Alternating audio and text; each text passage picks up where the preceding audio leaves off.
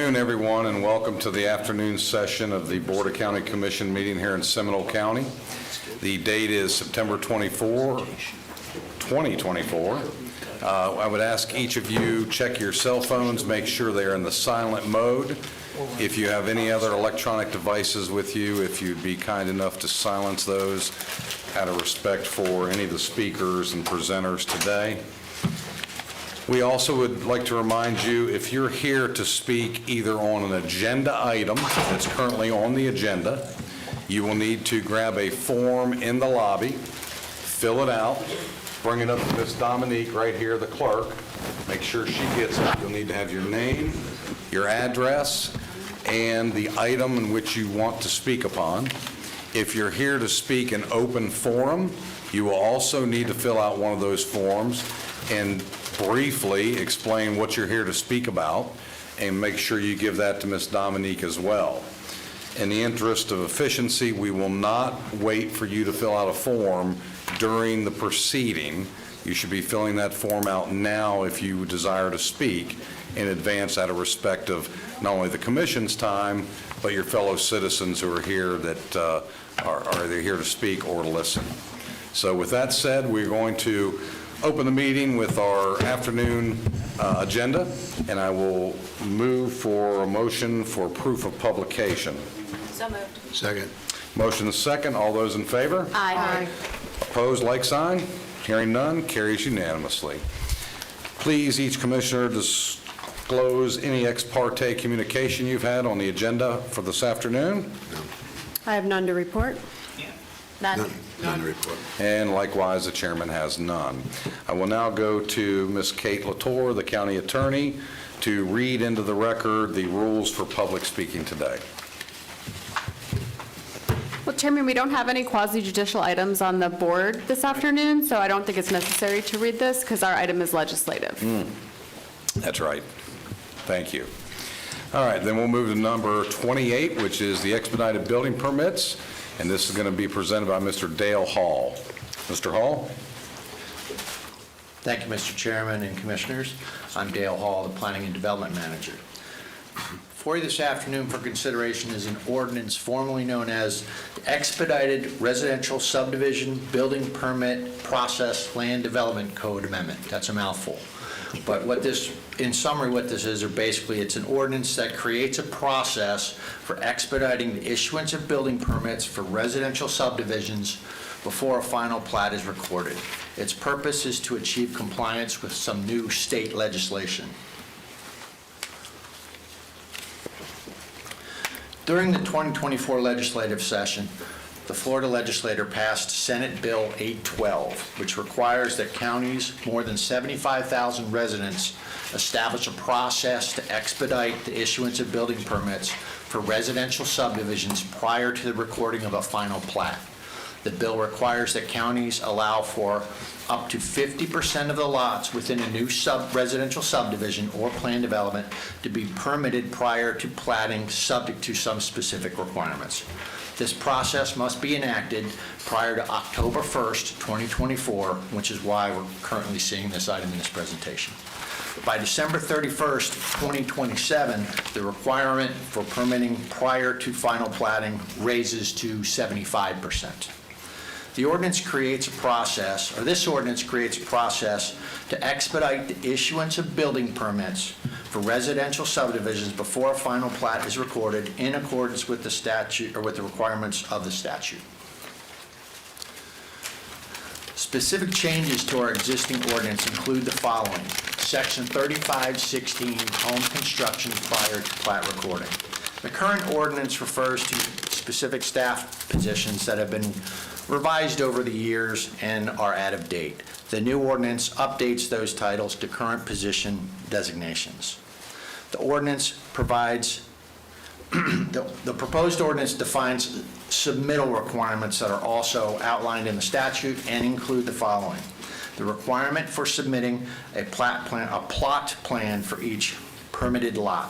A plot plan is a newly defined term for this section of the ordinance. That means a scaled plan that shows existing and proposed improvements within the boundary of a lot including but not limited to structures, infrastructure, utilities, and boundary lines of the lot in relation to each other. The purpose of the plot plan is to show how each proposed building meets all the lot setbacks and development regulations and will assist staff in review of the application. Submittal of emergency access and water supply plan is also required that details the fire department access to the subdivision and how water is supplied to those lots seeking expedited building permits. The new process requires a bond in the amount of 130% of the construction costs for the subdivision and outlines the process for preliminary assignment and property addresses for each lot. Additional revisions to Section 3516 outline some of the criteria for approval. This includes submittal of a preliminary plan, site plan, final engineering plans, proof that the plans have been submitted to the applicable utility companies. All proposed structures must meet the requirements for the approved master building permit and most recently adopted Florida Building Code requirements. The aforementioned emergency access and water supply plan must be approved by the fire marshal. Adequate addressing and installation of street sign codes in accordance with the requirements outlined in the code. And as mentioned in the submittal process, proof of the performance bond in the amount of 130% of the uncompleted necessary improvements. And the execution of an indemnification and hold harmless agreement in favor of the county. In other words, the applicant accepts the responsibility and the county will not be liable for issues arising from pursuit of development prior to issuance of the final plat. One of the most important points to note is that the transfer of ownership, issuance of a certificate of occupancy, and any occupancy of the homes is not allowed until the final plat is approved. The ordinance also amends another section, Section 3544, which is titled Required Submittals for the Final Plat, necessitating an as-built plot plan for each lot that was permitted within the subdivision under the expedited process. An as-built plot plan is a signed and sealed survey of each individual lot that shows the final surveyed location of the constructed buildings or homes and how they meet the setbacks and other development regulations. Submittal of this plan allows the staff to ensure a match to the configurations of the approved final plat. In conclusion, staff requests the board adopt the ordinance amending Part 2, Procedures of Securing Approval of Plats, Chapter 35, Subdivision Regulations, Section 3516, Home Construction Prior to Plat Recording, and Section 3544, Required Submittals for Final Plat of the Seminole County Land Development Code to establish an expedited residential subdivision building process pursuant to Section 173.073 of the Florida statutes. This concludes my presentation, and I'm available to answer any questions you may have. Thank you, Mr. Hall. Any inquiries from the board? Seeing none, I'll go for board action. Mr. Chairman, Any public comments on this matter? No, sir. Mr. Chairman, I'd like to make a Okay, we'll close the public hearing without the public disclosure by the county attorney, but go ahead. motion to approve the ordinance amending Part 2 of Chapter 35, Section 35.16, Home Construction Priority to the plat recording of the Seminole County land to establish an expedited residential subdivision building permit issuance process pursuant to Section 137.073 of Florida statute, Section 35.44 of the Land Development Code is presented here today. Second. Motion and second. Any further discussion? Commissioner Lockhart, then Commissioner Herr. I know it will be reflected in the actual minutes, but just because it was 173.073. I read it wrong, I'm sorry. That's okay. I just want to make sure we got it, that we said what was written. Commissioner Herr. I wasn't paying that close of attention. You can always count on me. I can count on you for details. I have a bigger picture question, though. This is really rather significant. in terms of the potential liability for something going wrong with this. And I realize there's a hold harmless, there's all the legal process that's in place that protects the county. Are we really prepared for this in terms of the processes? And the answer is probably no, because it's brand new. But what I'm asking from the county manager and the county attorney's office is to just make sure that we have processes in place that will back this up so that we're not the ones that can be pinged for not calling something to somebody's attention, et cetera. Because they're still going to behave as though they've always behaved, and we're going to behave the way we always behaved, but yet we have a new ordinance that's being thrust upon us. We need to be prepared for that. Commissioner Constantine, then Commissioner Lockhart. And what I was going, perfect comment, Commissioner. And I can just see the scenario that, you know, they build it halfway, all of a sudden, wait a minute, that's not the right way to be building it, and then all of a sudden, we got lawsuits and this and that. I just want to reiterate to anybody that wants to hear this, the only reason that this is coming before us is because the legislature has made this a mandated requirement of our expedited building permits. Thank you. Commissioner Lockhart. That's what I was going to say. Okay. All I would ask is to dovetail on that, it is mandated by the state legislature that we make sure that we reach out to associated building contractors, our building and development community here in the region to make sure they understand that we have adopted this ordinance pursuant to Senate Bill 812. So that we've done everything we can in our due diligence to inform those stakeholders that this now exists because it's going to happen. They're going to come in and say, why, or you need to do this or do that. Well, we should be referring to them to what we've actually done. So, very good. And legislators in the area. That's right. They voted for it. All those in favor? Aye. Opposed, like sign? Seeing none, passed unanimously. Very good. Next is the county attorney's report. I have no Ms. report Latour? today, Chairman. No report? No report Well, today. you just want to be quiet over there all afternoon now, We're huh? just cruising along in the county attorney's office. All right, we'll move to county manager's report and staff presentations. County manager, do you have anything other than this presentation? Just one other item real quick, and as you all know, the potential storm that could be coming our way, you know, our emergency management team is on it. We most likely will have an executive team meeting or committee meeting tomorrow morning, so you'll be notified, Chairman, of that. But any information that comes out, that I'll make sure I get out to the board. Great, thank you very much. So Mr. Durr with Parks and Recreation will be giving us the Rolling Hills update. Mr. Durr? Good afternoon, Commissioners. For the record, Rick Durr, Parks and Rec Department Director. Before I get started on the giving you the update on the project, I wanted to kind of retrace where we've come and where the community has come along this entire journey together. Since the Rescue Rolling Hills Group first addressed the county back in 2014, it's been a 10-year stretch of working through a pretty complex set of situations. One that has become actually folks from around the state calling our departments and other folks asking, how are you guys doing this? Because we're faced with the same kinds of situations in our community. Matter of fact, the city of Cape Coral just contacted me last week and said, can you send us some information that we can go on? We just bought our own golf course that went out of business, and now we've got to figure out what to do with that. So in acknowledging that, I asked my staff to please go back and just sort of retrace our steps and talk about, first off, the incredible amount of input that we've had with the community in general, not just the Rolling Hills neighborhood, but the community overall.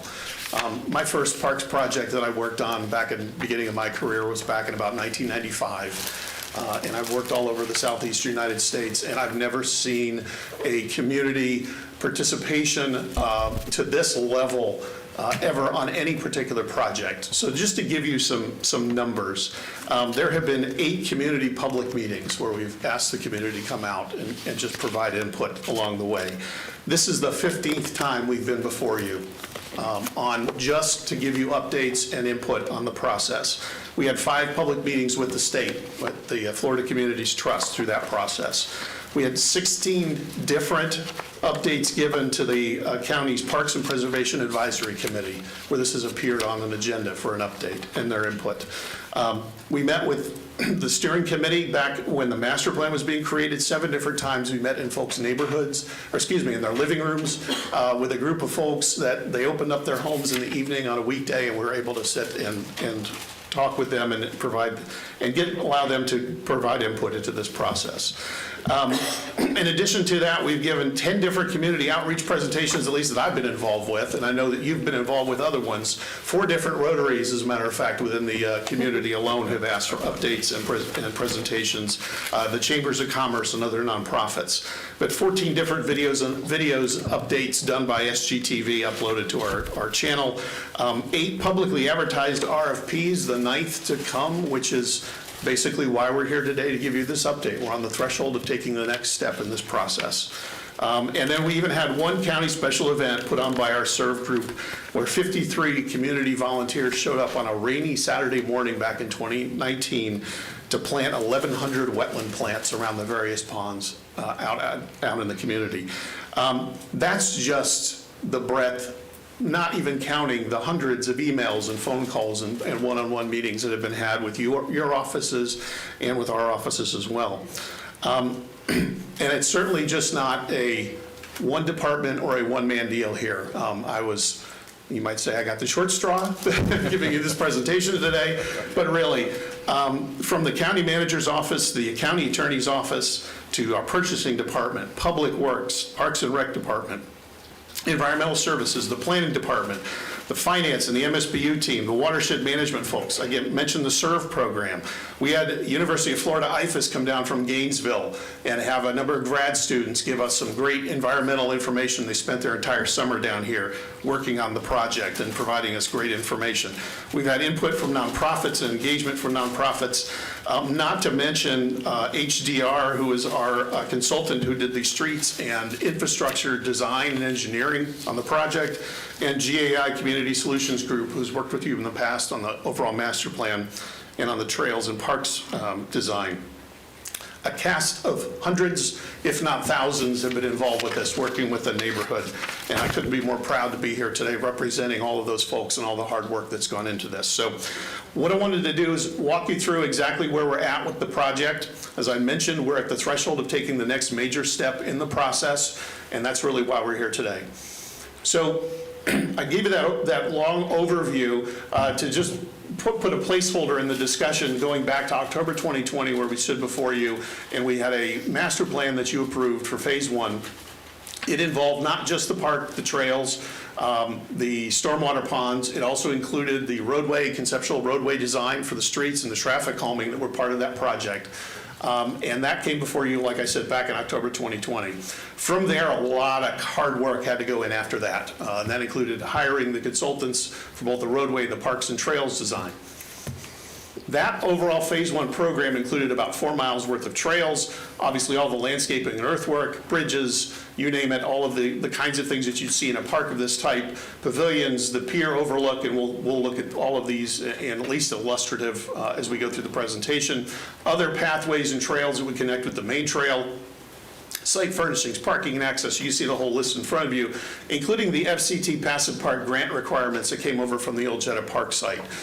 Those things included, there was about a dozen of those. They included some parking areas and environmental signage and environmental plantings and so forth. And then last but not least, which is a huge portion of this project, is the roadway and drainage improvements. So every time we've been before you to discuss the project, we always start with the overall vision.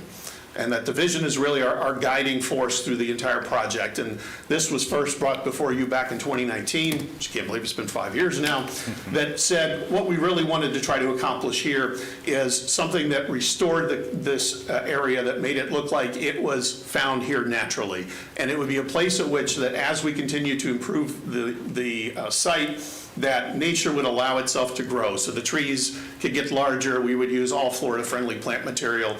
We're not looking to recreate a golf course in this location. We want to make this look like it was created that way by the original creator, if you will, of this particular property. And as we moved through that design phase, we looked at a place for the community to come together. There'll be some areas where you'll have some pavement, you'll have some formal fountains and so forth. But then we really wanted a place for folks to come together and enjoy being in the outdoors. So everything from how we design the trails to work with the natural landform, to how we would design our stormwater systems, less pipe, like we talked about in the Deer Run project, more swale drainage, wetland plantings, allowing nature to drain itself, if you will, and improve that entire drainage situation for the neighborhood. We showed back in the conceptual master plan what some of those spaces might look like. This is Lake Jeanette in the center of the park, and you've seen these before of what it could be with wetland plantings and then having a small pier going out onto the lake. Other areas where we've got large areas of green space with the formal golf course. This is what used to be hole number 9, looking to the southwest, of being able to recreate and again allowing nature to grow over time. Obviously, we wouldn't plant trees that large that would go in from day one, but they would allow to grow and give them space to grow as they normally would out in nature.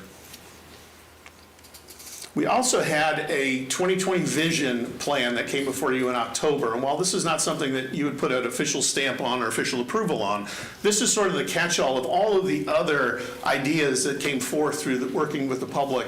Everything from dog parks to other formal garden areas. We heard about vegetable gardens. At that particular time, we were looking at what do we do about, we had a clubhouse building there, a possible community building in the future, you name it. And then the last part of that developed was the request for a playground of some sort in some location throughout the park.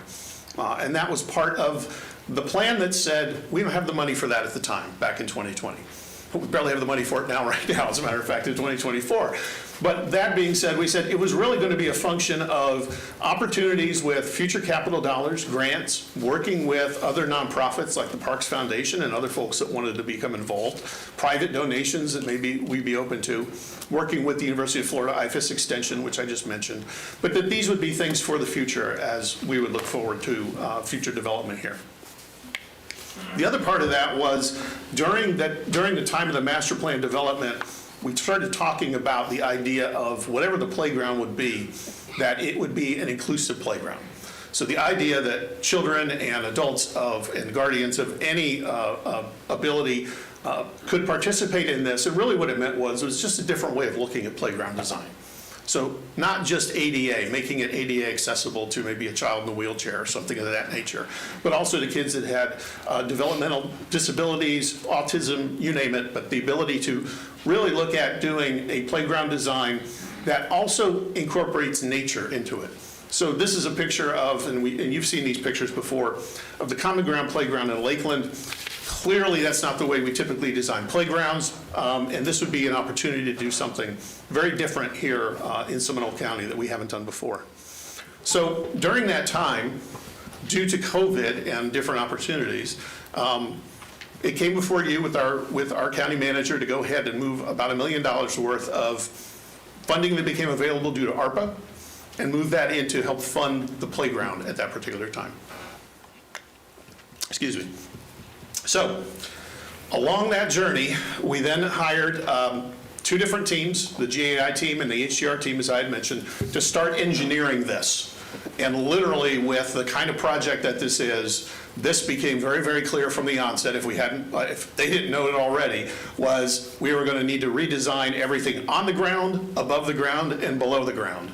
Everything from the utilities that you find below the ground and how we deal with stormwater, all the way up to above the ground in dealing with overhead power lines and you name it. It really became more of a community enhancement redevelopment project.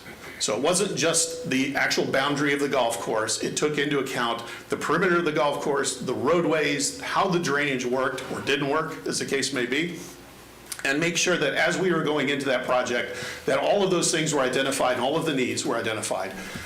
Really, the difficulty is trying to knit that whole system together. So how do you take an existing site like this one and all of the design ideas that we had and engineer those so that when you construct this, you do it once. You're not stepping on each other as construction may necessitate. The permitting can run smoothly, and all of the engineering and the construction can run smoothly. Overall, with the different construction document packages and permit packages were put together, this package itself is just about 400 sheets long, if you've ever been involved in a construction project. The permitting on this one is quite complicated across the board, whether it's the county permitting utility connections or the water management district permitting the stormwater drainage, because it just doesn't take into account the golf course itself. It takes into account the blocks where folks have their homes and how they drain into the golf course. So lots of different cross-coordination that had to happen as these documents made its way through the development process. So really from about the middle of last year, we had a public workshop in July of 2023. And then between that time and then January of 2024, the end of January 2024 was our most recent public meeting, all of those details had to be cross-sorted and cross-coordinated. We had a number of different meetings and workshops with our two different consultants, Public Works, Parks, you name it, everybody involved, to make sure that this was a well-coordinated package and be able to move forward through that. The other part of that, and that will get to the very end of the presentation, is how we would then deliver the construction of this project. So being able to determine that because of the complexity, the typical design bid build process where we just throw it all out for one contractor to try to bid on was going to be a little too onerous, that we needed to get someone who could go in and sort out all of these details about how they would necessarily stage the construction of this project and be able to work with them. And I'll talk to you about that in just a moment. And I just dropped half my papers on my lap. Take your time. There we go. So back in January, we presented this to the community of an updated rendering that showed the details of the design and engineering documents. After a lot of public input through this whole process. And I'm going to start and highlight the sort of the core center of the property and what that might look like. And I'll just enlarge that here. So the core, back where the clubhouse used to be, along the shores of Lake Jeanette, the existing parking lot that was there, the trail system that would be integrated and reconnect at that location, as well as the other roadway and stormwater improvements would all come together sort of right in the middle of the course. This is where a lot of the detail has gone into. The idea that as this was developed, that at least the center of the core, even though we're calling this phase one, would look complete. We wouldn't have big holes in the landscape, for example. That we would focus on a completed area where folks used to come together around the neighborhood and still congregate around Lake Jeanette and still do all of the kinds of, have the public amenities there. And again, we don't want to make it look like it's sort of half done. We'd like to have a finished product, even if it's just phase one. So again, I'll start with what was there before. This was the clubhouse site right along the shores of Lake Jeanette on the downslope. Overall, about 13,000 square feet, at least in footprint, of impervious surface was then removed after we brought it back to the board and said it would probably be cheaper to go ahead and build new if we were to build a new community building after having inherited it for about a year. And then turn that concept inside out. So that on the shores of Lake Jeanette, instead of having a building that's impervious, we would turn that into a place where folks could come together within nature. So the idea of the playground, and a playground that was set within nature and a natural space, we wouldn't necessarily look to just take a flat playground that we drop into a field somewhere that we see at so many of our other parks, but that it would become part of the experience of coming together at Rolling Hills. So that's about where the clubhouse was located. We've replaced all the hard stuff with landscape and places for folks to be able to enjoy being out, enjoy the views of being on the shores of Lake Jeanette, and just enjoy being out there in the outdoors. So if you were to sort of fly around this like if you were in a drone, we're now looking almost east. You see the, off to the right, you see the little fishing pier off of Lake Jeanette. And this is more looking towards Lake Jeanette. And you see different components now within the landscape that are part of both the playground as well as places for adults to sit, adults to be enjoy being in shade. The only structure that we have as part of this phase one, originally it was thought that we would kind of litter the landscape with a couple of standard pavilions like we've had in other places, and then we'd have a small restroom building. Instead of doing that, we combined them into one footprint, so that the only enclosed area below that roof line is right in the center where the two restroom areas would be for men's and women's, if you will. And the majority of the space on the ends would just be shade. So places for folks to sit. So rather than have a series of smaller spaces spread throughout the landscape, we combined that into one. And the architecture was basically derived from the architecture of the neighborhood. Sort of the contemporary mid-century modern look that would sort of blend in, a low profile look, something that looks like it belonged within the neighborhood and in the context of the neighborhood. So again, as you were to rotate around that structure, you start to see some of those other play areas within the landscape, lots of shade. And then as you pulled away from that space, you're back into nature again. So the idea that nature's come together in this location with your restroom, your pavilions, your play areas, your gathering spaces would all happen within this central space. That bit of water that you see right there is a new drainage feature that instead of just piping the stormwater from the top of the hill down to the bottom of the hill to another retention area, this would be a bioswale. So it would be planted with native plantings and would allow the water that as it continued to settle into that particular area, it would be naturally cleaned up, if you will. So that's the core of the design, if you will. I'll call it, quite honestly, not a lot of stuff that we're talking about in the core of the former golf course. The 4 miles of trail then traverses the entire balance of the site, but then really the major piece that you find as you move around that particular area becomes the roadway features.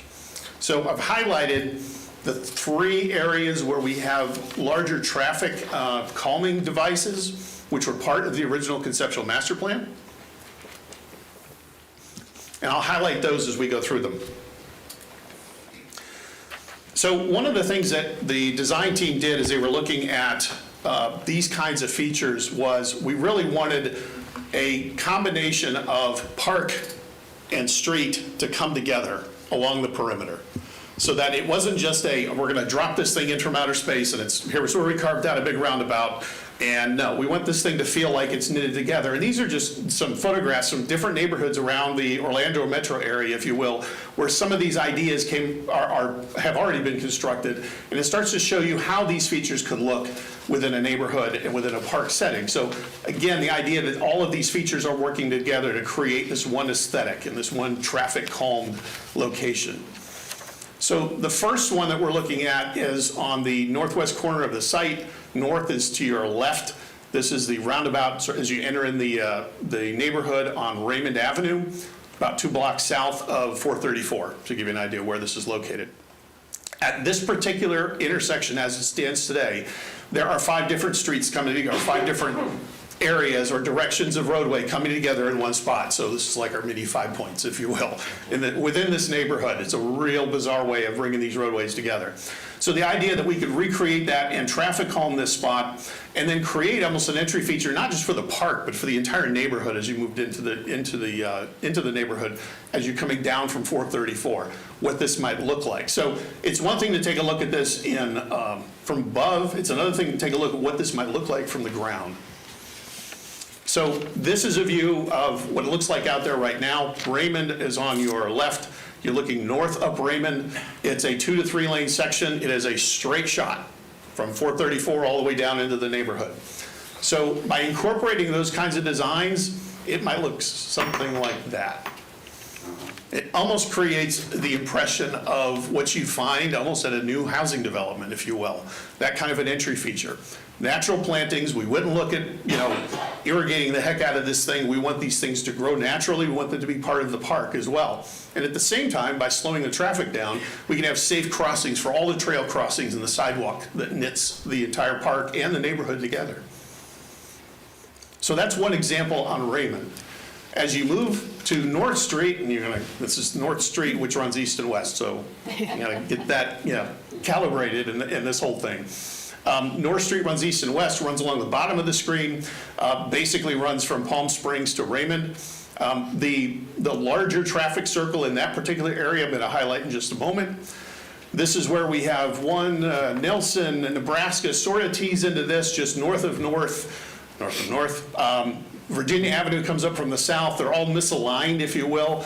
And at this particular location, same kind of an idea of stretching out, more of a traffic calming feature in a roundabout area. Major improvements to the stormwater in this location, which need it already, even with the existing streets and the way that the hydrology works in this location.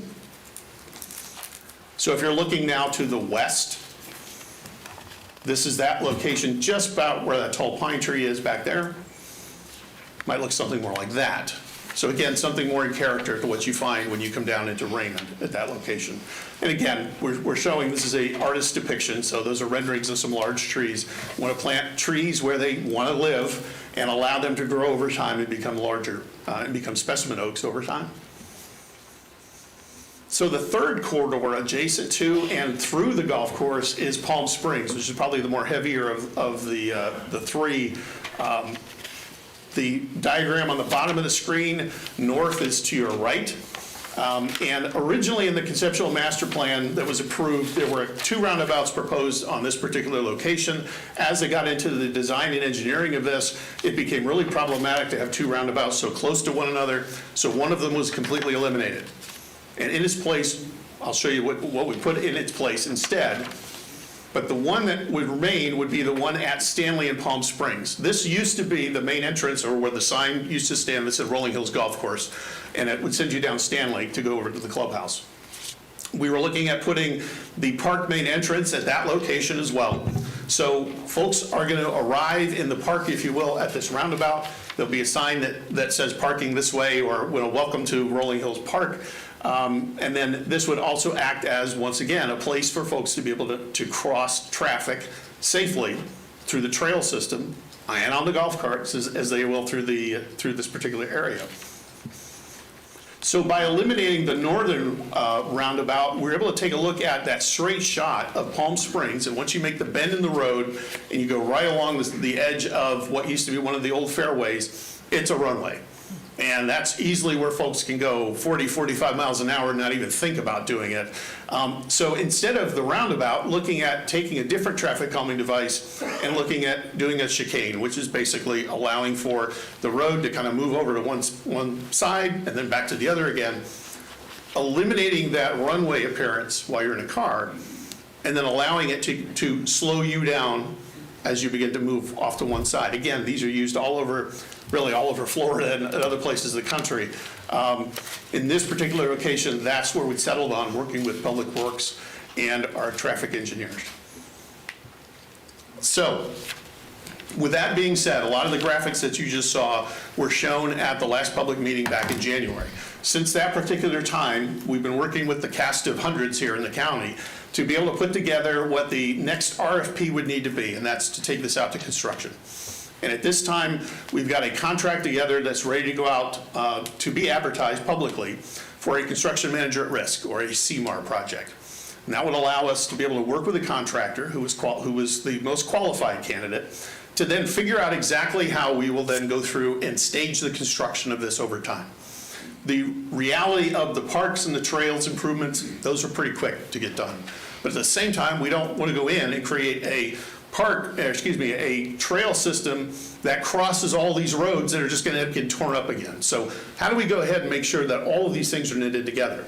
The other thing that allows us to do is by having a construction manager on site, is that comes to the spot where if folks have questions, they want more information, we'll have a contractor's trailer out on site where the project is being run, And we can have someone there, even including county staff, to be able to answer questions and concerns as they come up, because the roadway piece of this is going to take a lot longer to construct than, say, the park and the trails.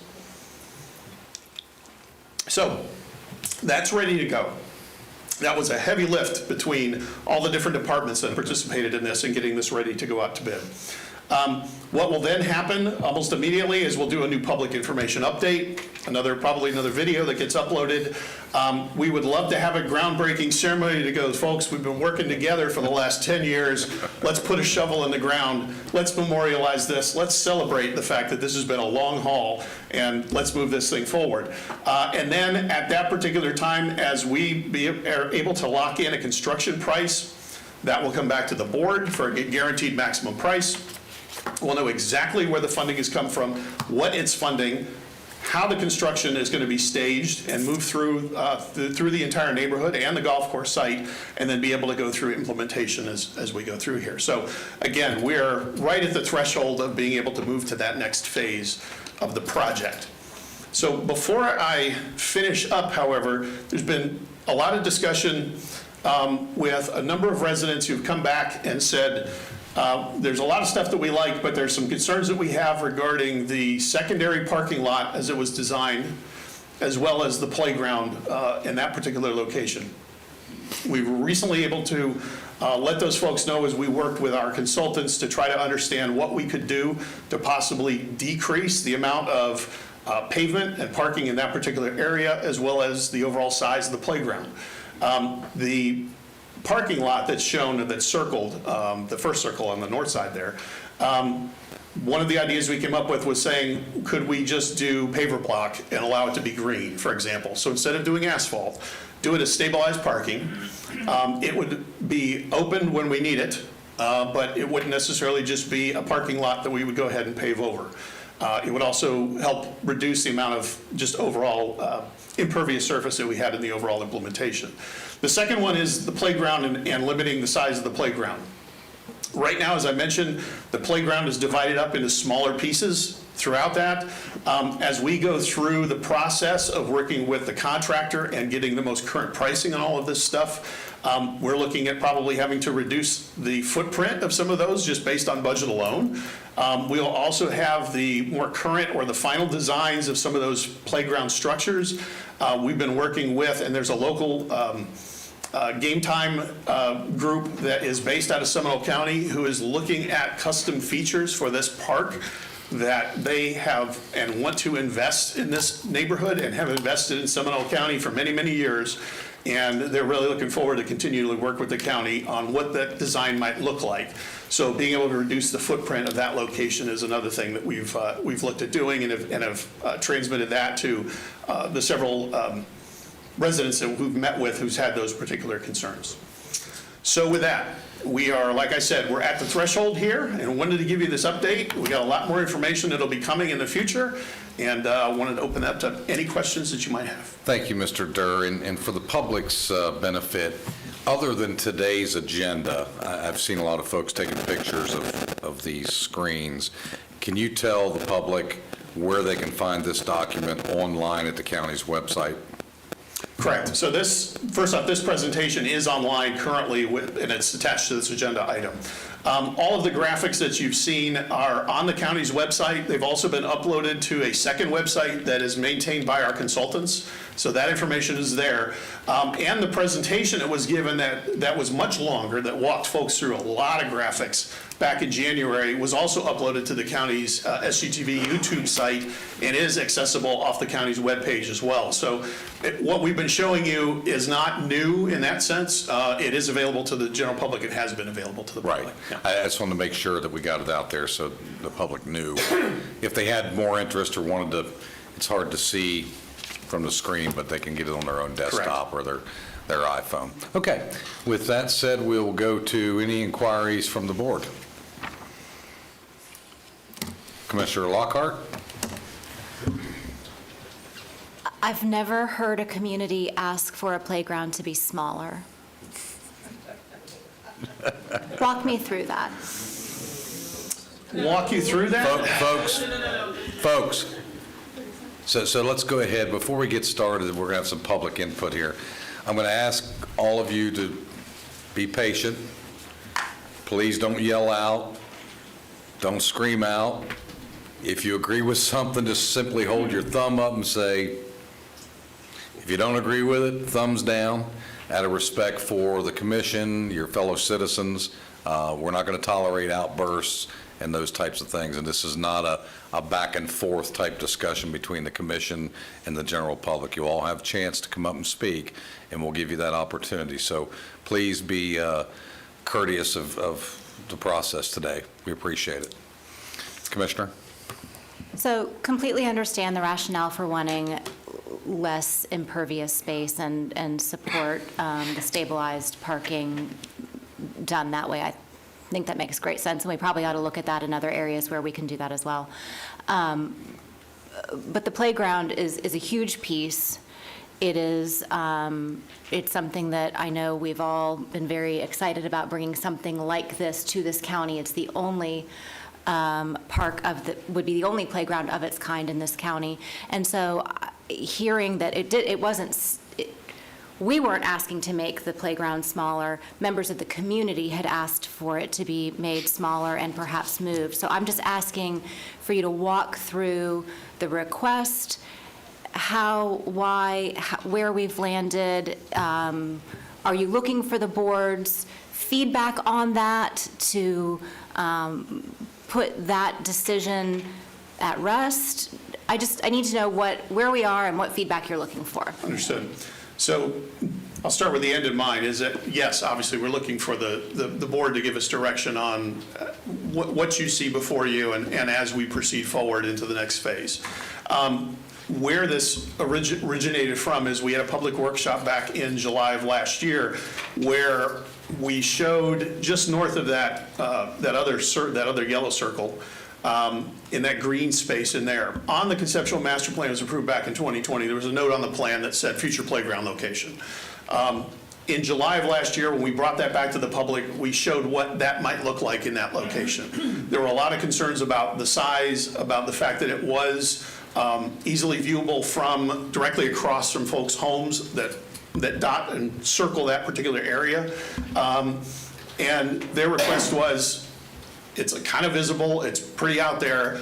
Can you show us a different location and maybe reduce the size in terms of some of the concerns about folks coming in from both in the neighborhood as well as outside the neighborhood at that location? At that particular time, to some degree, went back to the drawing board and said, well, the clubhouse building isn't there anymore. If we want to create a finished-looking product with phase one, then maybe what we do is we move it to the other side where the clubhouse building used to be. It's right on the south side of the existing parking area. And quite honestly, if it's on the slope, then it's facing the lake, and it's not directly in front of someone's yard, for example. So that now it becomes part of the overall experience of the trail, the playground, the restrooms, you name it, all of those things coming together at that center core, right where the building used to be. So we came back in about December or so internally, worked out the engineering of that, got that ready, and then went to the January meeting with the new location and the new footprint. The general feeling coming out of that meeting was, you guys did a better job. We like it. We like it better than the previous one. Since that particular time, we've had a number of inquiries that have come in both to your offices as well as our office that said it's still too large, it needs to be smaller. How can you make it smaller? There's a lot of concerns over how many people is it going to attract and so forth. So it became a question of, all right, well, we're now at the point where we've tightened up all of those engineering drawings, gotten all of the stormwater things to work and all of that happening, and be able to move forward. We just need to be able to get some input from you all as to, do you like that footprint? Do you like that design, that location? And should we proceed forward with further reductions in the playground based upon some of the comments that we've had? Okay. Thank you. Commissioner Herr. So a couple of comments and then a couple of questions. Comment, we continually hear about the need for shade over the playground, not over the adults. So I do want to take that into consideration. A kid on a burning hot sliding board is not a fun outing for either the mom or the dad or the kid. And it didn't look like we were doing that. The playground size was not the only issue that came up. It was also not necessarily whether it was impervious parking lot or not. It was how many cars are we accommodating? And are we attempting to become a regional attraction? That's the word that kept flowing through the feedback that I've gotten. So have we reduced the number of parking spaces? What is the total number of parking spaces? And what was the total number of parking spaces when it was a golf course? And I probably should have started with this. That's okay. Full disclosure for those of you that are in here visiting from the neighborhood, I'm a former neighbor. I recognize several of you out there. I lived at 310 Prestview for 14 years, and I lived at 1770 Adams Street. We were the ones that turned the purple house white, and a lot of you thanked us for that. So don't be ripping my head off today. That's what I ask you. I'll ask for past privilege. So this is home to me. My name was on the wall in the golf club. We were the kids that were asked, "Where are your parents?" when we used to come up there and try to act like members, even though we were members. So looking at this building breaks my heart. But the issue for me is, as long as we're not driving more traffic down those streets than was driven down those streets with the golf club, I feel okay. But from the description from the current neighbors, who probably did not live there when there was a golf course, when it was active, some of them, that's the calibration that we need to set forth, and I didn't hear the answer. And while you're talking about parking lot and parking spaces and traffic, I also want to talk about how many stalls you have in those bathrooms, because I also don't want that to be a place of high activity, because that's not going to be the 4-year-olds in there. Right. So I'll start with the parking lot first. The existing parking lot that's there today, as you're very well familiar, it's a single slab of asphalt from end to end, big old rectangle of asphalt, and a road sort of makes its way through there, and then there's some striping that was there previously. The striping that was there, they parked a lot more than that. Now, when we went back and took a look at some aerials of just when it was operating as a golf course, and not counting, cars parked under trees because we couldn't identify them, just in one area alone, we picked out 68 cars being parked in that existing lot. Now, according to today's land development code and our design criteria, we can't just repark people in a big slab of asphalt. We need to bring that lot up to code. When it went through redesign and brought up to code, we're down to 38 spots of being able to park in that spot, in that location, plus the driveway for Art Hagen Place that would remain through there as well. So with only 38 spots for a 100-acre golf course, or excuse me, 100-acre park that we were looking at with the trails and so forth, we looked at what we had in the master plan, which was having a secondary lot next to that to try to bring the count up.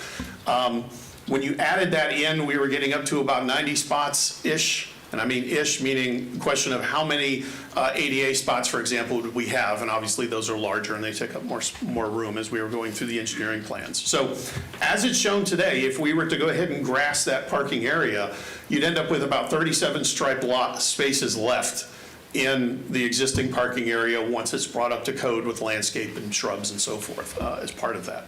So not huge. It's about half of what could be parked there previously when it was a golf course, based on the current Walk me concept. back through the plus that got me to 90. It would be the rest in the asphalt lot next to it as it was designed. That would now just become a grass stabilized area.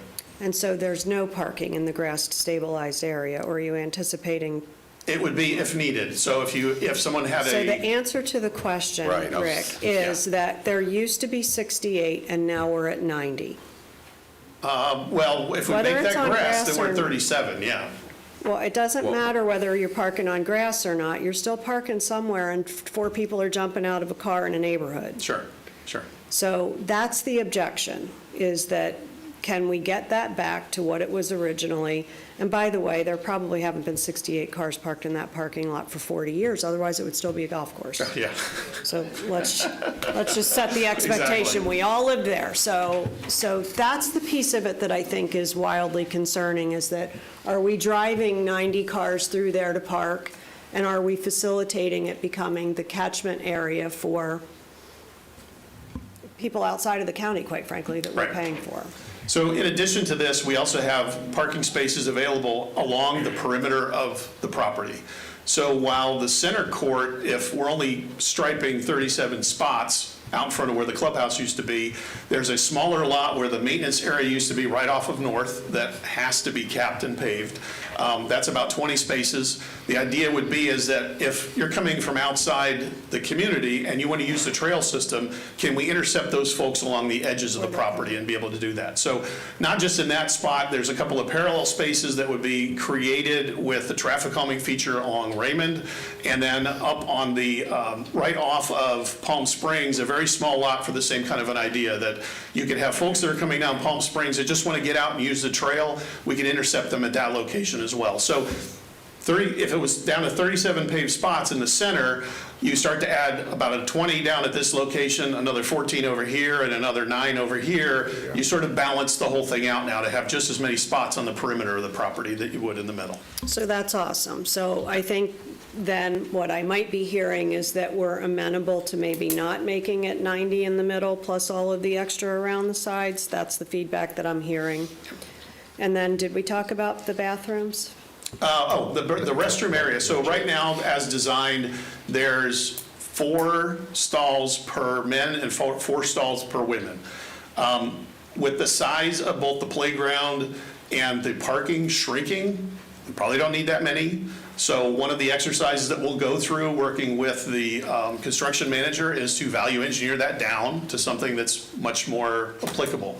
The other thing that has come across our desk, at least, as we continue to look for the latest and greatest in design of not just park restrooms, but the idea of an inclusive area, is going to one central restroom or having multiple stalls that have their own entrance to them that are literally, they're not identified as men and women. It allows maybe a mother who has a male child to be able to use that one stall and then come out again.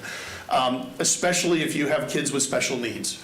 So the idea of making those flexible spaces with their own doors, you probably only need a couple of them in that particular location, and quite honestly, it will help us on the budget to be able to reduce that footprint as well. Okay. Any other inquiries? Commissioner Delary, and then we'll go to Commissioner Constantine if he has something. Thank you, Mr. Chairman. So I've walked this park or golf course a number of times because I like the hills. And we don't have that many hills here in Central Florida. So I actually like walking the area. I've noticed in the area that you have those yellow circles that there are some existing large trees. Are they staying? Yes. Okay, perfect.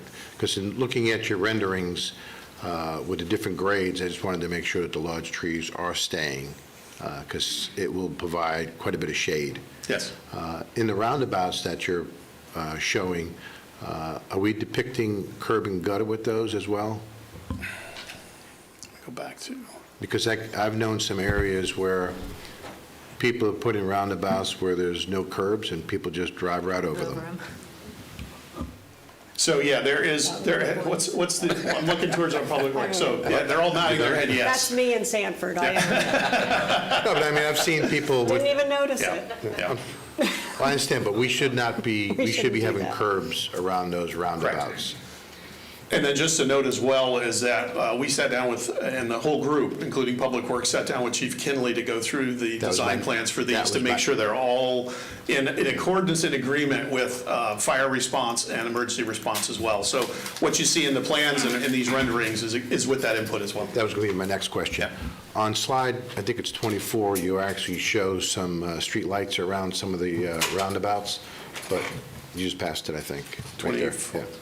And then on the rest of them, you didn't show lights. Are we actually lighting up the roundabouts in the other areas? We light in the roundabouts, yes, Okay. because you need to be able to see where you're going. I understand that, but I Yeah. didn't see them in the other Yeah. renderings. Correct. And then with the restrooms, I know they're potentially getting smaller, Mm-hmm. but since we're putting in new roads, this will be one of the few times where we can actually put in sanitary. Are we going to connect that to sanitary, or is it just going to be It's a septic? great question, and we'll have to look at that going forward with the Because we'll only have one shot to do Right. this with the new roads going in. And then I like the idea of doing one bid, so seem at risk. I think that's great. You're talking about improving the drainage in certain areas, large trees you have, fire department lights, curb and gutter. You mentioned Game Time. Game Time did a phenomenal job at Red Bug Lake Road. Yes. And they were true partners with not just the county, but the true community. And they need to be commended. And if they're going to be doing exactly what they did at Red Bug Lake Park, it will be truly amazing. So looking at your renderings, can you also put numbers on the elements so we know if you're removing something or expanding something, we know what you're doing? Absolutely. Instead of just saying it's the one on the sheet? That one and that one, yeah. Because I know I'll get confused. And then at some point, when this comes back to us, we're going to need to know what the operation and maintenance of this all is going to be, especially with the landscaping that you're showing in these roundabouts. That's correct. Okay, Yep. great. Thank you, Mr. Chairman. Good job, by the way. Yes, sir. And by the way, Commissioner, I have roundabouts in my district, which I think some overlap yours. People drive right through the middle of them. Well, I understand. Not just over the curb, but right through the middle. And Commissioner, that's why I'm stating that with the landscaping they're putting in there, there You're needs not to going be to some... drive through the middle of Yeah. these. Hopefully that would, something This like one's that gonna hurt. would, prohibit them from doing that. Commissioner Constantine, did you have anything before I go to public? Well, I am looking forward to the public in looking at this as a new concept, a new design, very, very similar to what we have looked before, but in taking in their needs. I have sat in the kitchen and dining room of a number of members of the community, and I see some of them out in the audience today. I've walked this area as Commissioner Herr. I lived there for many years. And this is from the beginning, this has always been very important. A couple of things that I just wanted to reiterate.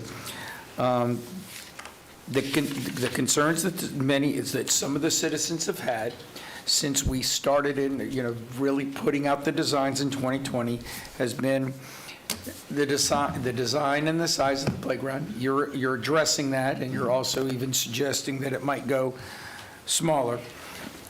You and I have had, as well as the county manager, a number of discussions about the soil stabilization in putting in the different parking areas, which I think we probably should have thought of from the beginning, but we've got it now, and whatever number we come up with there, it will be almost all of the time, except in the overflow, something that will be of a natural state.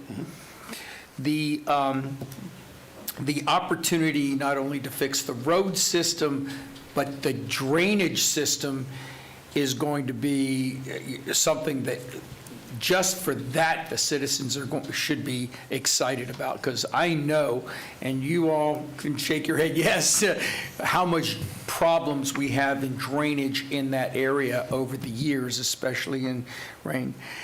I guess the one thing I would ask, getting to the restroom, and you and I also discussed the uni-restroom, if you will, that you just brought up, and how I think that could make the impact smaller, size of the whole thing, obviously because of the nature of what we're using it for, the ability for it kind of more like a family restroom, because the parents will probably, if some of this, if many of the children are the children that we want them to also be there, that the parents will have to go in with them.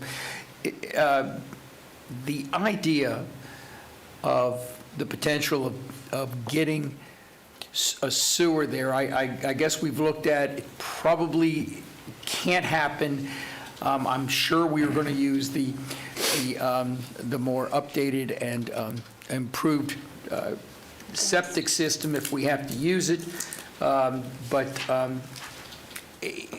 as we're going through it, just the possibility, because I know that there is sewer down the road, but just the possibility of being able to get sewer there would be important. And of course, I certainly believe that the restroom itself would be the community would be better served, both this community and the greater community this is a county park for all county residents, would be greater served by having the smaller imprint and the use of it from a family-type restroom.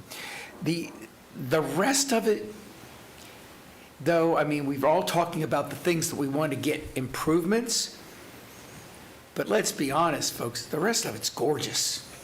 I mean, it's just beautiful. I am so excited to be there, and I was just mapping out the 4-mile run, that you could potentially do there. I mean, it is. You're going to do it? No. Me? I'll get a bicycle. Okay. I've got a bicycle. I'll do it on bicycle. But Electric one or pedal one? It is. I don't have the ankles for running. Okay, guys. Maybe when they start replacing ankles, I might be able to do it. But the rest of it, I just, this will be an amenity of major proportion for not only the people that live there, but for the whole Seminole County community. And I'm just so excited to see this happen. Okay. All right, we're going to go to public input, so I want to remind everyone here that wishes to speak, if you wish to speak, please go get a form, fill it out immediately, give it to Dominique here, our clerk, so we can call your name and come up. If there is anyone here that's going to be speaking on behalf of a homeowners association, what we would ask of you is the homeowners association will get 6 minutes, single citizens will get 3 minutes, but if you're here representing an HOA and your HOA is speaking on behalf of your homeowners association, we would appreciate it that you will not need to duplicate as a additional citizen with 3 minutes.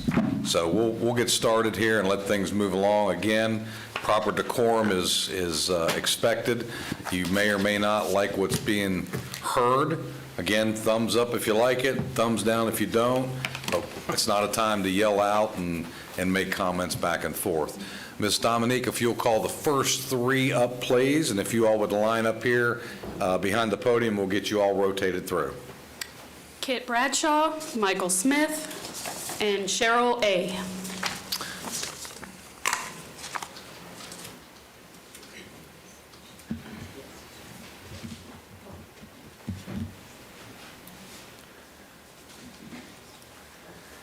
And when you come up, just give us your name and address for the record, and the clerk will begin the timer. Okay. My name is Kit Bradshaw. I live at 323 South Crestview Avenue.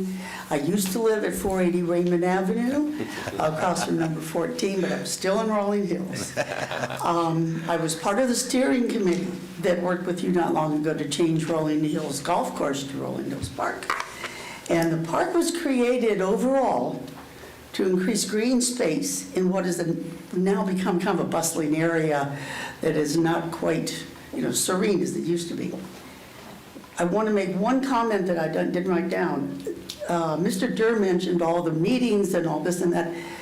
I don't know if the commissioners are aware, but the Rolling Hills website that we could go to find out what was going on was taken down in 2020. So there's no ongoing thing that we can look at all the time. You have a contract with the state to use their grant money to convert this former golf course to a green passive park. You also have a contract with the owners of 1,162 residential parcels.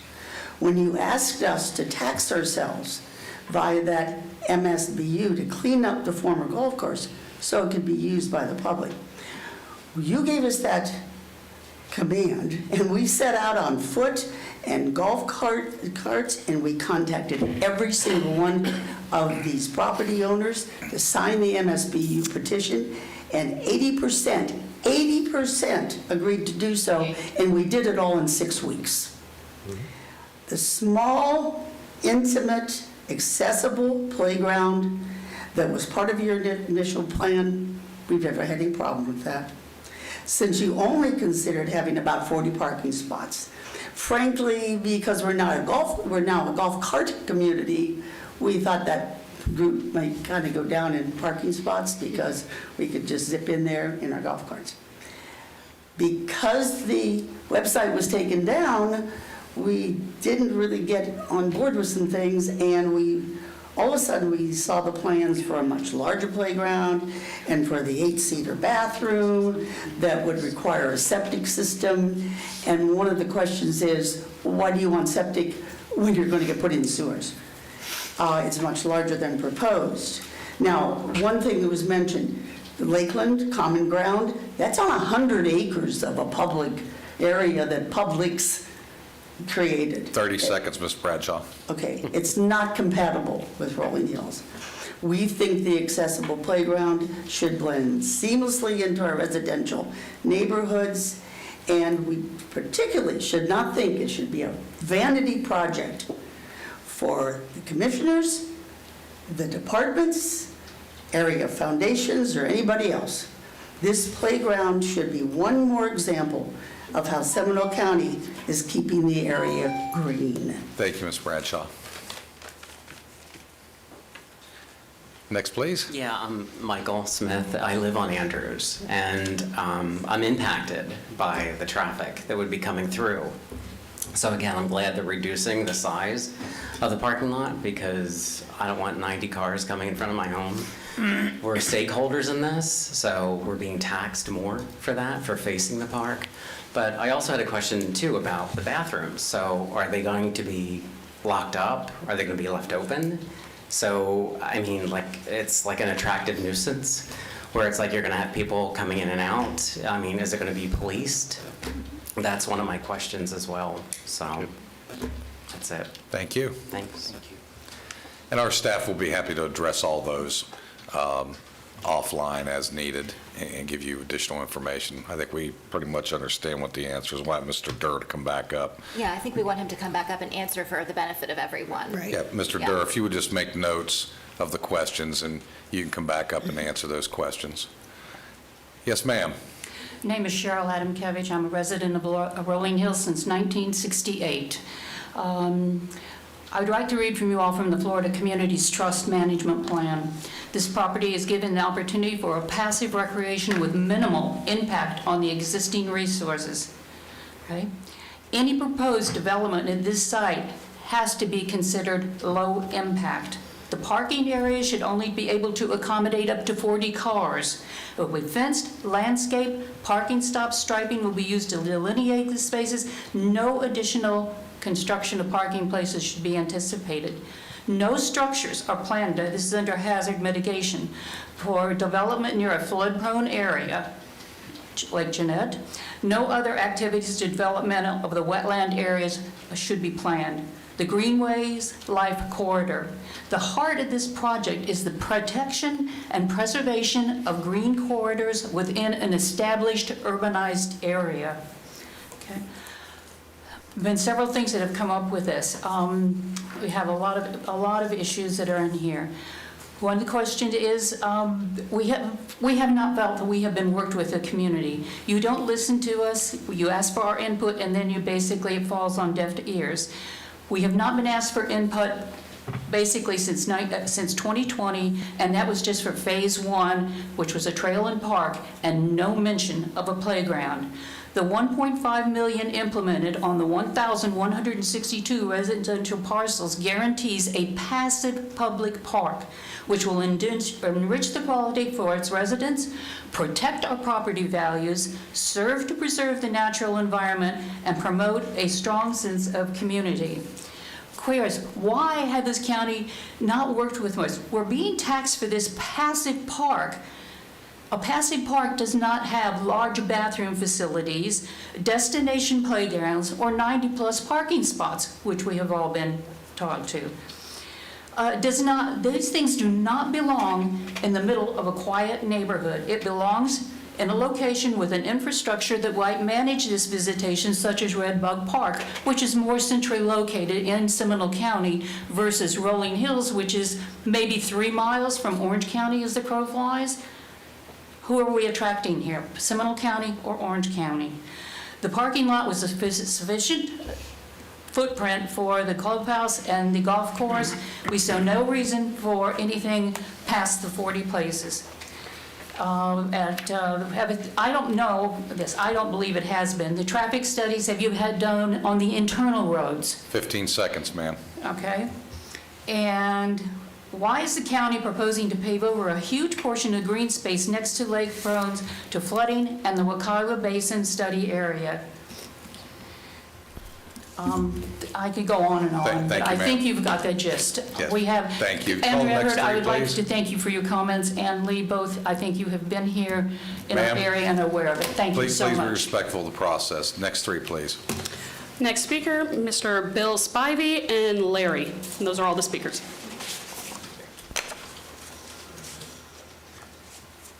Larry. Just Larry. Hi, thank you, Commissioners. Again, Bill Spivey, 339 Bernard Avenue. Just my one concern, I spoke with a couple of the engineers at the last meeting on the roundabouts, the one from North and the one on Raymond. It just seemed to me, I'm not a transportation planner, but it just seemed to me, from a traffic perspective, it almost seems like it's going to divert traffic through the neighborhood going up Nelson from North Street, up Nelson and over to Stanley, just connecting. And instead of having to go north to that four-way stop and then up to Raymond. That's just my one concern is what are they doing to try to demote and not promote any cut-through traffic up Nelson or through Stanley. So that's my only concern. Great. Just wanted to bring that point up. Thank you, Mr. Spivey. Thank you. Next, please.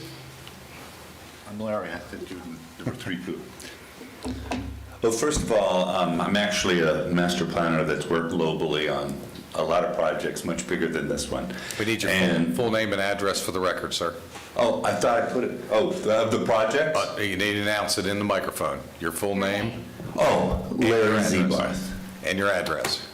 I put it on there. But If you'll read it into the record, okay, please. 1661 Carlton Street. Thank you. Sure. Anyway, overall, I think that the package that came together before was very, very good. I thought it was an award-winning opportunity for our neighborhood, the community. I think the one now is even better. And part of that comes from how the distributed parks around have been centralized, but then it's been moved from an area where, and I don't live in that location, but I noticed that there'd be a lot of houses looking into those parks where it was originally located, which is now a nature walk. So I think the moving of that central playground area was a very good decision. So, and that didn't come from my comment, that came from, others. So overall, I think that the vast majority of what's there is very impressive, well done, and obviously had a lot of thought. A few very small percentage of things that I have would like to bring up is the parking issue and reducing it in the central core, I think is really important. At one time, there was what was called a stage in the very first plan that was the end of the 9th fairway. Apparently, that's been removed from what I'm seeing now. And yet, I saw something to the left of the hard-surfaced or sod block parking lot that they talked about, that I agree we shouldn't have to have that if we've got those spaces for a small, the 32 spaces, I guess, in the existing location for the small playground. I wanted to make sure that wasn't becoming an amphitheater, because that would also draw a lot of people, and I don't think that that's the intent of the project. And the only other thing I'll say on parking is on Crestview, if you look really closely at the road alignment in the master plan, if you're headed towards where the golf clubhouse was, where the 32 spaces are, you get in front of a house that I don't own, but in front of a house that actually gets wider for a backstack lane to turn right into the parking lot, which makes it look like, wow, I must be really expecting a lot of people to be coming there for certain events and certain occasions, and that doesn't really match with what I heard. So, Thank you very much. Yeah, for your thank time. you. Appreciate it. Dominique, any other speakers? No, sir. We'll close public input. We'll ask Mr. Durr to come up and answer the few questions that the public raised. And again, my office has verified that this whole project is yet online at the county's website and on YouTube, and multiple facets and availabilities. So, and to dovetail into that, I just received a text message from our communications group. They've taken this presentation and are currently uploading that to the website as well. So even today's proceedings will be available as a standalone piece. Question about the MSBU. I don't know if it was a question, more so of an observation. The MSBU went towards the cleanup of the both the groundwater and the soils. The soils were completed within 6 months of the purchase of the property. The groundwater, the active remediation, that was cleaned up, and we've got one final well we're dealing with FDEP at this particular time. So that particular project was closed out, the majority of that was closed out fairly quickly in the process. Regarding the notion of paving over the green space, we've talked about reducing already the parking lot in size and the number of cars. So I don't know if I need to respond necessarily to that, as we've already said we'll be making those changes going forward. The restroom itself, we have those in many passive parks in the county-owned parks. City-owned parks have them as well. Yes, they are lockable doors. Yes, this area would be patrolled. And as it has in the past, where we've had issues come up, we've gotten in touch with the Seminole County Sheriff's Department as well, where we've had nuisance issues. We'll design these so that they will not be an attractive nuisance, as we've seen in a lot of other places where we've had to design and add new restrooms in much smaller facilities, actually. So overall, the size of the restroom, the size of the parking, even the size of the playground that we're talking about here, while we're talking about 100 acres of total space, these will not be the largest that we have in our entire park system. The playground will not. We have larger playgrounds at smaller parks in the county right now. So we're not necessarily going way above and beyond and creating something that's outside of our experience in managing parks within the county. Question about the FCT grant. The actual FCT grant actually does require parking. That's one of the items that was part of that grant application. Not just paved parking, but unpaved parking. It included bicycle trails and a number of other smaller amenities as it went through there.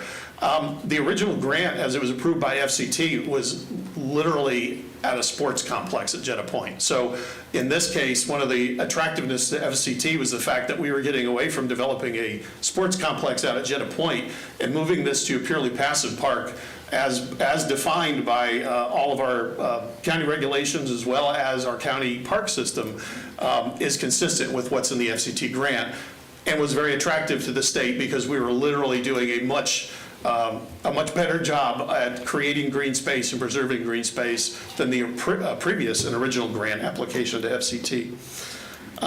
We talked about the reduction in parking spaces in the central lot. Paving over green space was another one. Just a note as well, we went back and looked. Since the county purchased the property, it's easy to miss now today, because it's been this way for a while now, but when we went in there and started cleaning up the property, we removed over 30,000 square feet of impervious surface in the form of various buildings by themselves. So this isn't just we're doing this now. It started originally with the promises we made when the county purchased the property. I'm a little confused on the traffic flow questions as they were moving through, and maybe that's better suited to speak with our traffic engineers about how that works or what some of the results might be. We certainly don't want any unintended consequences.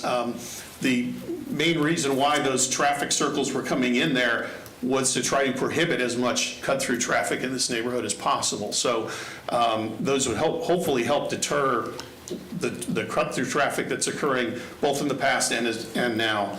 And then lastly, I'm sorry. Mr. Durr, to that point, I think it's important to understand, these are the proposed concept at this point. It will go through full engineering review before and come back to this board for approval. Is that So correct? it's been engineered now. It will Correct. still come back to the board for approval in terms of both the construction budget and what will be part of that, yes. Okay. Yeah. Great. And then the last one, I think, if I caught them all, a question about the stage, yeah, that's not part of this phase of development. It was part of a concept that came out of the conceptual master plan. If that's something the community would like to see or not see, that's some future phase down the road. So I think I caught them all. Thank you, Mr. Durr. We'll start at the far end, Commissioner Constantine, and work our way across the dais. Well, thank you very much. I think that from the very beginning, the citizens have been real partners in this overall process. First, in the fact that I can remember the very first meeting that we had at the old clubhouse. Commissioner Delory and I were both there. I think Commissioner Henley was there also. And the fact of the matter is that, it was the first time I think that this community themselves saying, God, I wish we had a homeowners association for this just one day or for this thing, but we never won them before. But they came together. And, this process is very unique. When I'm going out to other communities and other counties, as Mr. Durr indicated, they're asking me, how did you were able to acquire these golf courses to stop the opportunity for a number of homes and other things? And I said, it was just a priority of this board, a little luck, and a lot of good citizens. So here we are today. As I said in our public hearings that we had at Lyman High School, and I'm going to continue to reiterate this over and over again, we all have to communicate together. We have to do a better communications, whether it's on the website, maybe not updated in the past. I'm not talking about now, but we understand that we had COVID in between. This has taken longer than all of us wish it had, but here's where we are. And I know because citizens asked me and to get a meeting with the county manager. They got a meeting with the county manager. They went through the process. They aired their concerns. Those concerns were addressed. Doesn't mean that this is the final outcome. As Mr. Durr said, just financial considerations may mean we have to continue to make it smaller and smaller, which I'm sure some other people will find in the community, not just outside of the community, will not like that if we have to cut a few things out. But we continue to move forward. I think we all want to see this started. I asked this week, both the county manager and Mr. Durr, we need to get a ribbon cutting so we can start the process. Yes, we can still continue to communicate. Yes, we can continue still talk, but we need a ribbon cutting so that everybody knows it's started. Folks, we're never going to get 100% consensus. We never get 100% consensus. We didn't get 100% consensus on you all helping us buy it after we had already had the price and had the money, but didn't have the remediation for the environmental concerns. You all came to the rescue. You all said, okay, we're going to handle it, but even that didn't get 100%. We're never going to get 100% of everybody. I still have, once a month, somebody calling me, can we turn it back into a golf course? I'm serious. Somebody's always, it's usually somebody that just moved there, and it's usually somebody says, oh, I thought I was buying a golf course. I don't know what their due diligence was, but it is what it is. We will continue to work with you, but I think this plan is better than the plan that you all came to me and were concerned about. Every one of the things that you have, that you had a problem with, they have addressed, maybe not to your total satisfaction, but all I'm saying is we continue to move the process forward, and I'm excited about that. I'm excited about getting this thing moved. I want a ribbon cutting so we can start this thing. And just, I think all of you know, it is not going to be a golf course.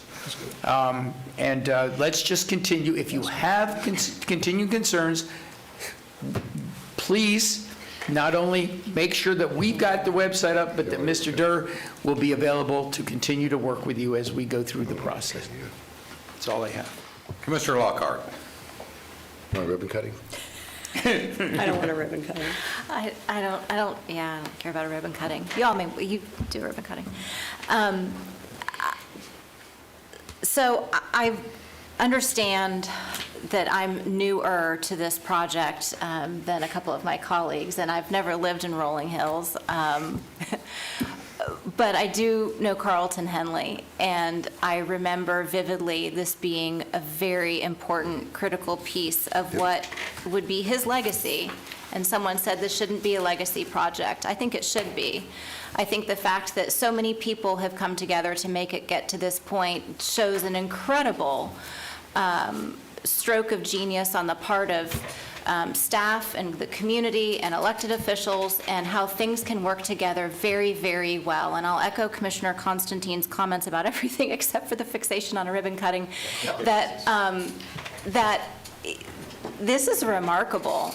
And it is a million times better than an abandoned golf course that was overgrown, or development rights with a bunch of townhouses being built on it. So I think if we all can kind of focus on the great things that are happening with this project, and a little less on, the minutia of how many stalls are in the bathroom, we couldn't be here without the community. But the reality is this is going to be a county park, and it's going to be for everyone in the county. And yes, people from Orange County may cross over and come and enjoy it, just like we go over and enjoy things in Orange County. And it's not a private neighborhood. This isn't Heathrow. They aren't private streets. It's not going to be a private park. I think it needs to be scaled appropriately. I think it is scaled appropriately. I think people will come into this park and see your neighborhood, and they'll go, man, I really want to live there. I think this is going to drastically increase property values when it's fully completed. It already has.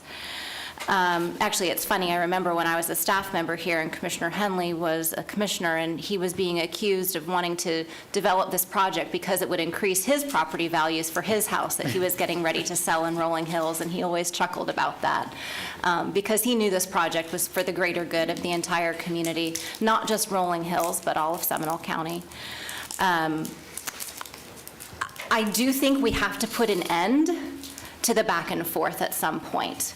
We have to tell our staff that this is the project that we are putting out for the private sector to bid on. And once we start making changes, after that happens, the price goes up.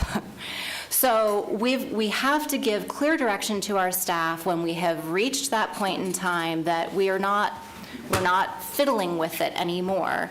And I'm personally at that place. I think the compromise of the location of the playground is wonderful. I love the change in the parking. And I think we just need to get moving. So I appreciate the community's indulgence. I've met with several of you, and I don't think any of the folks that met with me individually liked what I said. That's fine. And I told you all, go meet with my other commissioners, because all you need is 3 votes. You don't necessarily need mine. So if the majority of the board agrees with your position, that's all you need. And I think you went and met with them, and we've made some good headway. So I will implore you to please be gracious with our staff who have communicated exhaustively with members, with some of your neighbors on these topics, and let's get moving and get this project done for the community. Commissioner Delory. Thank you, Mr. Chairman. First, I want to thank staff. Rick, your staff did a phenomenal job. I also want to thank the citizens, but I also want to thank the state of Florida, because we first came up with this idea about moving the improvements from Jetta Point to Rolling Hills, the state of Florida told us no. And then after we asked them a second and third time, they still said no. I'm being serious. I know, I remember. And then I also remember that citizens were complaining about the height of the grass. And I remember Constantine basically talking about, well, maybe it should be 12 inches, and wish I could get a second to go 8 inches, and we did that. And so, Constantine, you did a great job going to 8 inches. So, I mean, a lot of things have happened, and a lot of things basically said that we couldn't do this, and we did. And I think it was the true partnership of the citizens, the staff, and the state, and the ability to communicate. And things do go awry sometimes because people communicate differently. We do have that issue sometimes amongst ourselves. But I think we're in a good place. I like the comments that Commissioner Hurt talked about the Purple House going to white, as well as The red front door. red front door, as well as the smaller parking lot, and et cetera. And I think you're spot on, Commissioner, on many of those. I can't thank the citizens. It's going to be interesting. I can't wait till we sell Jetta Point. That's going to be another community issue, and I'm looking forward to that. Rick, do you know any other comments I have relating to the project itself, and I'm not talking about a ribbon cutting, is I know that we're looking at security in some of our playgrounds. I'm hoping that, and I know it's going to be based on how much we can afford. I realize all that, but I think there needs to be some level of security in that playground, park area, whatever that is. And I know it's going to be based on what we can afford. So I'm hoping that that's actually addressed in the SEMA at Risk project aspect of it. Also, I know that DOT is now allowing in-ground lighting at intersections, crosswalks, so I'm hoping that we can look at that as well. Someone talked about paving. Outside of this project, I think we should look at, is there ability to do or need additional paving in that area from Public Works? I know John Dredge is here, so that hopefully we can look at that aspect. And if it's not needed, that's okay too. But I know that the engineers should be looking at the redirection of the cut-through that was talked about at the podium. I don't know how that works, so just want to make sure that we're dotting our i's, crossing the t's. But from an overall project, I think you and your staff has done a phenomenal job. I think the community's done a phenomenal job talking to us about it. And I'm looking forward to it. And I think there's plenty of time to plan for a ribbon cutting at some later date. What color? What color do you want the ribbon? My turn. Right, my turn. No, I'm going to ask you guys to respect the So process. wait, I'm just saying it's the end of my Yes, comment. please, Thank you. Commissioner Hurt. I'll just keep going. And I would give the microphone to Commissioner Hurt. So, Rick, stay right there for a minute. Number one, I do think that the Rolling Hills site is accessible. If you go to the county site and you search Rolling Hills, it pops up and it's accessible. It does not, however, bring you down to the level of detail of what's being described today, because you can't expand the screen wide enough to see it. So I think there is a little bit of a communication gap that we can address. I don't love it when we stand up here and say, we've got it, we're good, we're great, but you can't see something. So we should probably address that. I know that you have cutouts of the individual phases that maybe need to go on here, because that's not here. Does a passive park include a playground? There seems to be a definition, I just want it for the record, there seems to be a definitional concern that we're in violation of the agreement because the playground is now not passive. Short answer is yes. Okay. And the playground has been being discussed, I know the playground's been being discussed at least since 2019, because I think in 2019 I made a donation to the playground. So that's been in play for as long as I've known. I didn't come here until I lost my mind in 2020. So I don't have as much passion about this as those that have lived here before me. But the playground's been in play for several years and should not be a surprise. Are we in agreement that we're not expanding the parking lot beyond what its original capacity was? Yes. Okay. And can we make sure that these roundabouts are not pushing people into the neighborhoods? There's multiple of them where there's concerns. The third one, I think, is where Barton is. There was concern about that as well. I think that may have been addressed, but we need to make sure that we are not re-engineering this at a later date because that happens. And I might have a little bit of PTSD because I've just lived through the roundabout nightmare on 46 where we had to re-engineer an entire road to the tune of about $800,000 to get people out of a neighborhood that was an unintentional outcome of a roundabout that was not designed well. By the way, that was not us, that was FDOT, so don't worry, that was state, not us. But we need to be super clear that we're not shooting cars down the wrong side of out the wrong outlet of a roundabout. And quite honestly, we need to take into consideration that Floridians don't do roundabouts very often. And so I do joke about the fact that I drove right through the ones in Sanford. By the third one, I did realize there was a problem. But I grew up in a part of the country where we had circles in the middle of highways. They were clearly marked. You knew what you were doing. It gave you warning. That's not what we have down here for the most part. And so part of it is around signage, et cetera. We need to make sure we're not negatively impacting the neighborhood, or we'll be digging those things back out and re-engineering them. We can't do that. It's horrible. And then you mentioned when the question of the amphitheater came up, and the right turn lane in there, that it's not in this phase. So we might need a little more clarity around, do we anticipate that an amphitheater is coming into play? It's not in this project. Okay, Yeah. use the word phase, so I Yeah. wanted clarity around that. It is not in this project. And so the right turn lane is maybe just to keep traffic flowing. That is all of my comments. Very good. You may have staff look at the website. I can get it on my phone in full picture of the master plan. It is in PDF, maybe some JPEGs that would be enhanced. Maybe not everybody can do PDFs on their particular device. I think that's an IT question. Several concerns I have, and I have been around like many of the others.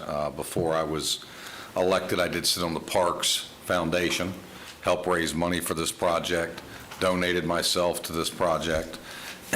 A couple things that I think need to be said is we've gone from a golf course that arguably was going to be developed.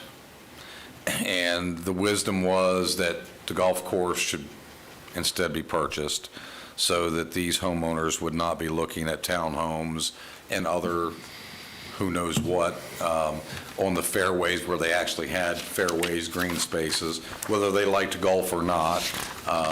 That's where it was destined, and that's where it was headed. And fortunately, between the decision makers, the community, and staff, made that happen. I'm a little troubled, however, by a few things that I've heard from the public, and I've heard this at some of the community meetings, which is, again, this is not a private park. This is a county park. It is being paid for by taxpayers' dollars across this entire county. And so we have to understand that although we would like to think that people are not going to come from outside the area to this park, it's going to happen. And with that, my concern is, to Commissioner Delaury's point, is the enforcement issue. When you have this type of asset in a park setting, with the amount of parking spaces that have been indicated to be in this master plan, we are going to be overrun with complaints about people parking where they should not be parking, either on-site or off-site in these neighborhoods, either at the end of their driveway or a block away, blocking whatever, walking to get to the park. I'm not sure how you cure that. We have had some of that in my district with some of the parks. I know we've had it at Black Bear Wilderness where people are parking down the streets in front of people's houses. It's something that we're going to have to consider. Is this parking appropriate? or is it not? I understand what the public wants, and I understand what the neighborhood wants, but in stark contrast, this could be all townhomes with cars and traffic everywhere. That's not what this is going to be. Instead, it's going to be green space, improving the impervious area, improving the drainage for the community, making the house values go up, but there's a cost for that as well, and that means people are going to want to come enjoy that asset. So it's important that we really, to Commissioner Hurst's point, really drill through this, and I think when you get your CMR at risk out there and start going through it, you're really going to drill down to the specifics of the circles and all these other things that come into play. But a few mistakes we've made in the past, I want to make sure that we get on the record that we don't make again, is with some of these tree plantings. I know this board gave direction of Florida-friendly, which I think we all want. But we've got to be very careful with any of these infrastructures, whether it be the sidewalk improvements or roadway improvements, whatever's going to happen ultimately in the overall scheme, is that we're not planting trees that 20 years from now are going to heave the curbs and all this, that we have to go back and rip those trees out and replant. We have these beautiful big canopy trees now, but now we've got to cut them down and start over for the next generation. So now we've lost all these big canopy trees because the roots got beneath the curbing, heaved the curbing, and those kinds of things. So I think we need to make sure we look very closely at that. The bathrooms, I mean, the reality is, I know some of the public don't want restrooms, but you also don't want people standing in your backyard urinating out in public in the middle with your children and yourselves, wives and husband, watching all this. And that's ultimately what's going to happen without some kind of facilities that are reasonable for people to utilize that. But we do need to make sure it's secured. And I haven't heard yet, so this question is, many of our parks, sun up to sundown. Things are locked up, secured. Is that going to be the intent with the restroom facilities in this setting? Yes. Okay. So hopefully we have answered yet another question that sun up, they'll be open, sundown, they'll be closed. I know we've had some of that problems in my district, which I'm thankful you all have taken care of. And I think this board funded an additional employee as a, quote, park ranger that now can patrol that we otherwise didn't have, and then we had to call the sheriff and hope to get a deputy out there and do these kind of things. And then finally, we promised the taxpayers of this county, when we decided to go down this path, that we would sell Jenna Point. And we have continued to discuss it.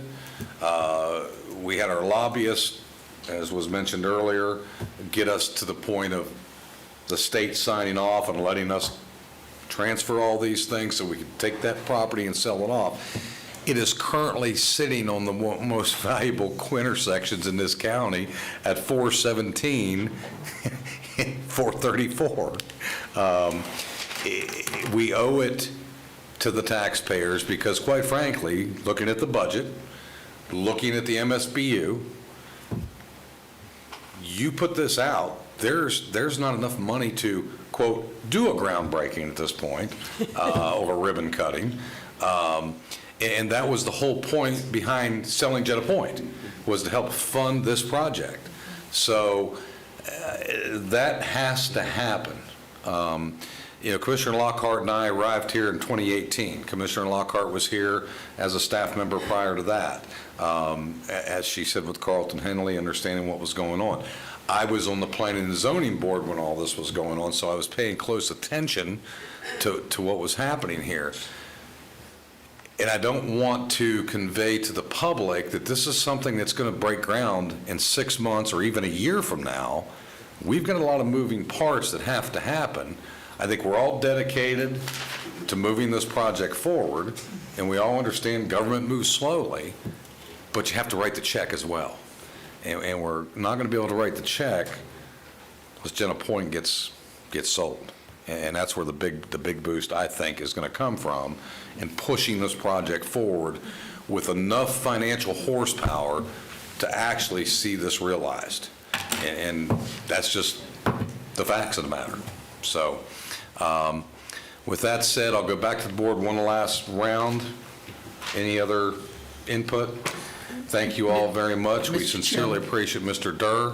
Thank you, sir. We appreciate the public being here. Thank you all very much. Be patient with us. We'll continue to try to move things along, keep the dialogue going, anything you should need. You all have never been shy about reaching out to our offices or our staff, so we sincerely appreciate it. We're going to take a quick 10-minute break, folks, and we'll come back for the rest of the hearing. God bless you.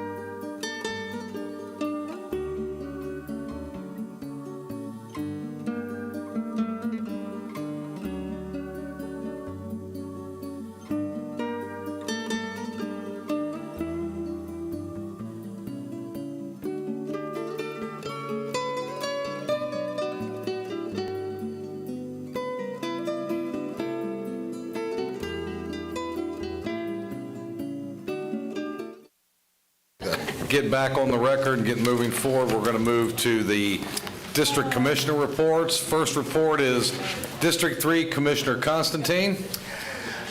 Okay, thank you very much. I did want to say that congratulations to the Sharing Center for opening up their new village shops. I went there that day, and a lot of nice bargains and a really beautiful thing. And, you know, to go out there and find some clothes, furniture, whatever, it all goes to a good cause. Commissioner Lockhart and I were at the FAC Innovation and Policy Conference, and I mentioned a few things already today.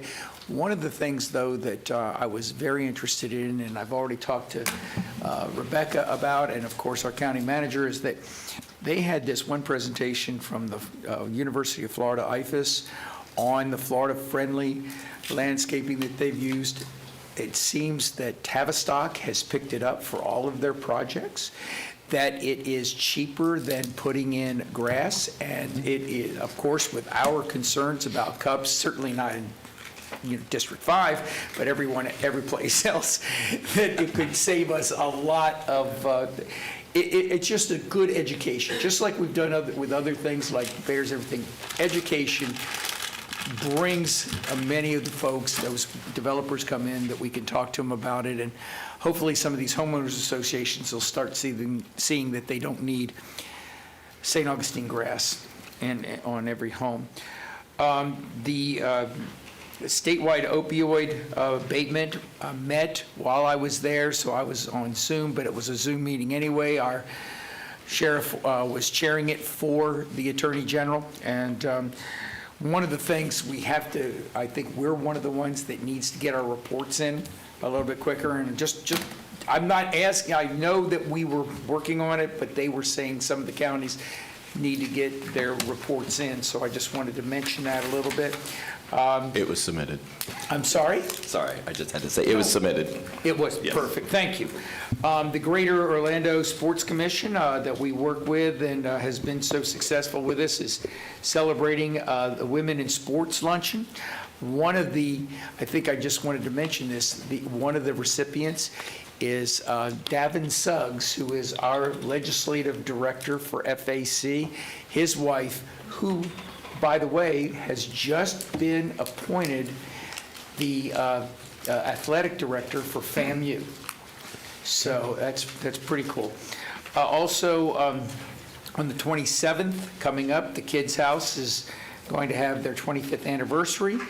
And I love the fact that Commissioner Harris was so excited about Stetson, and I was rooting for them all the way.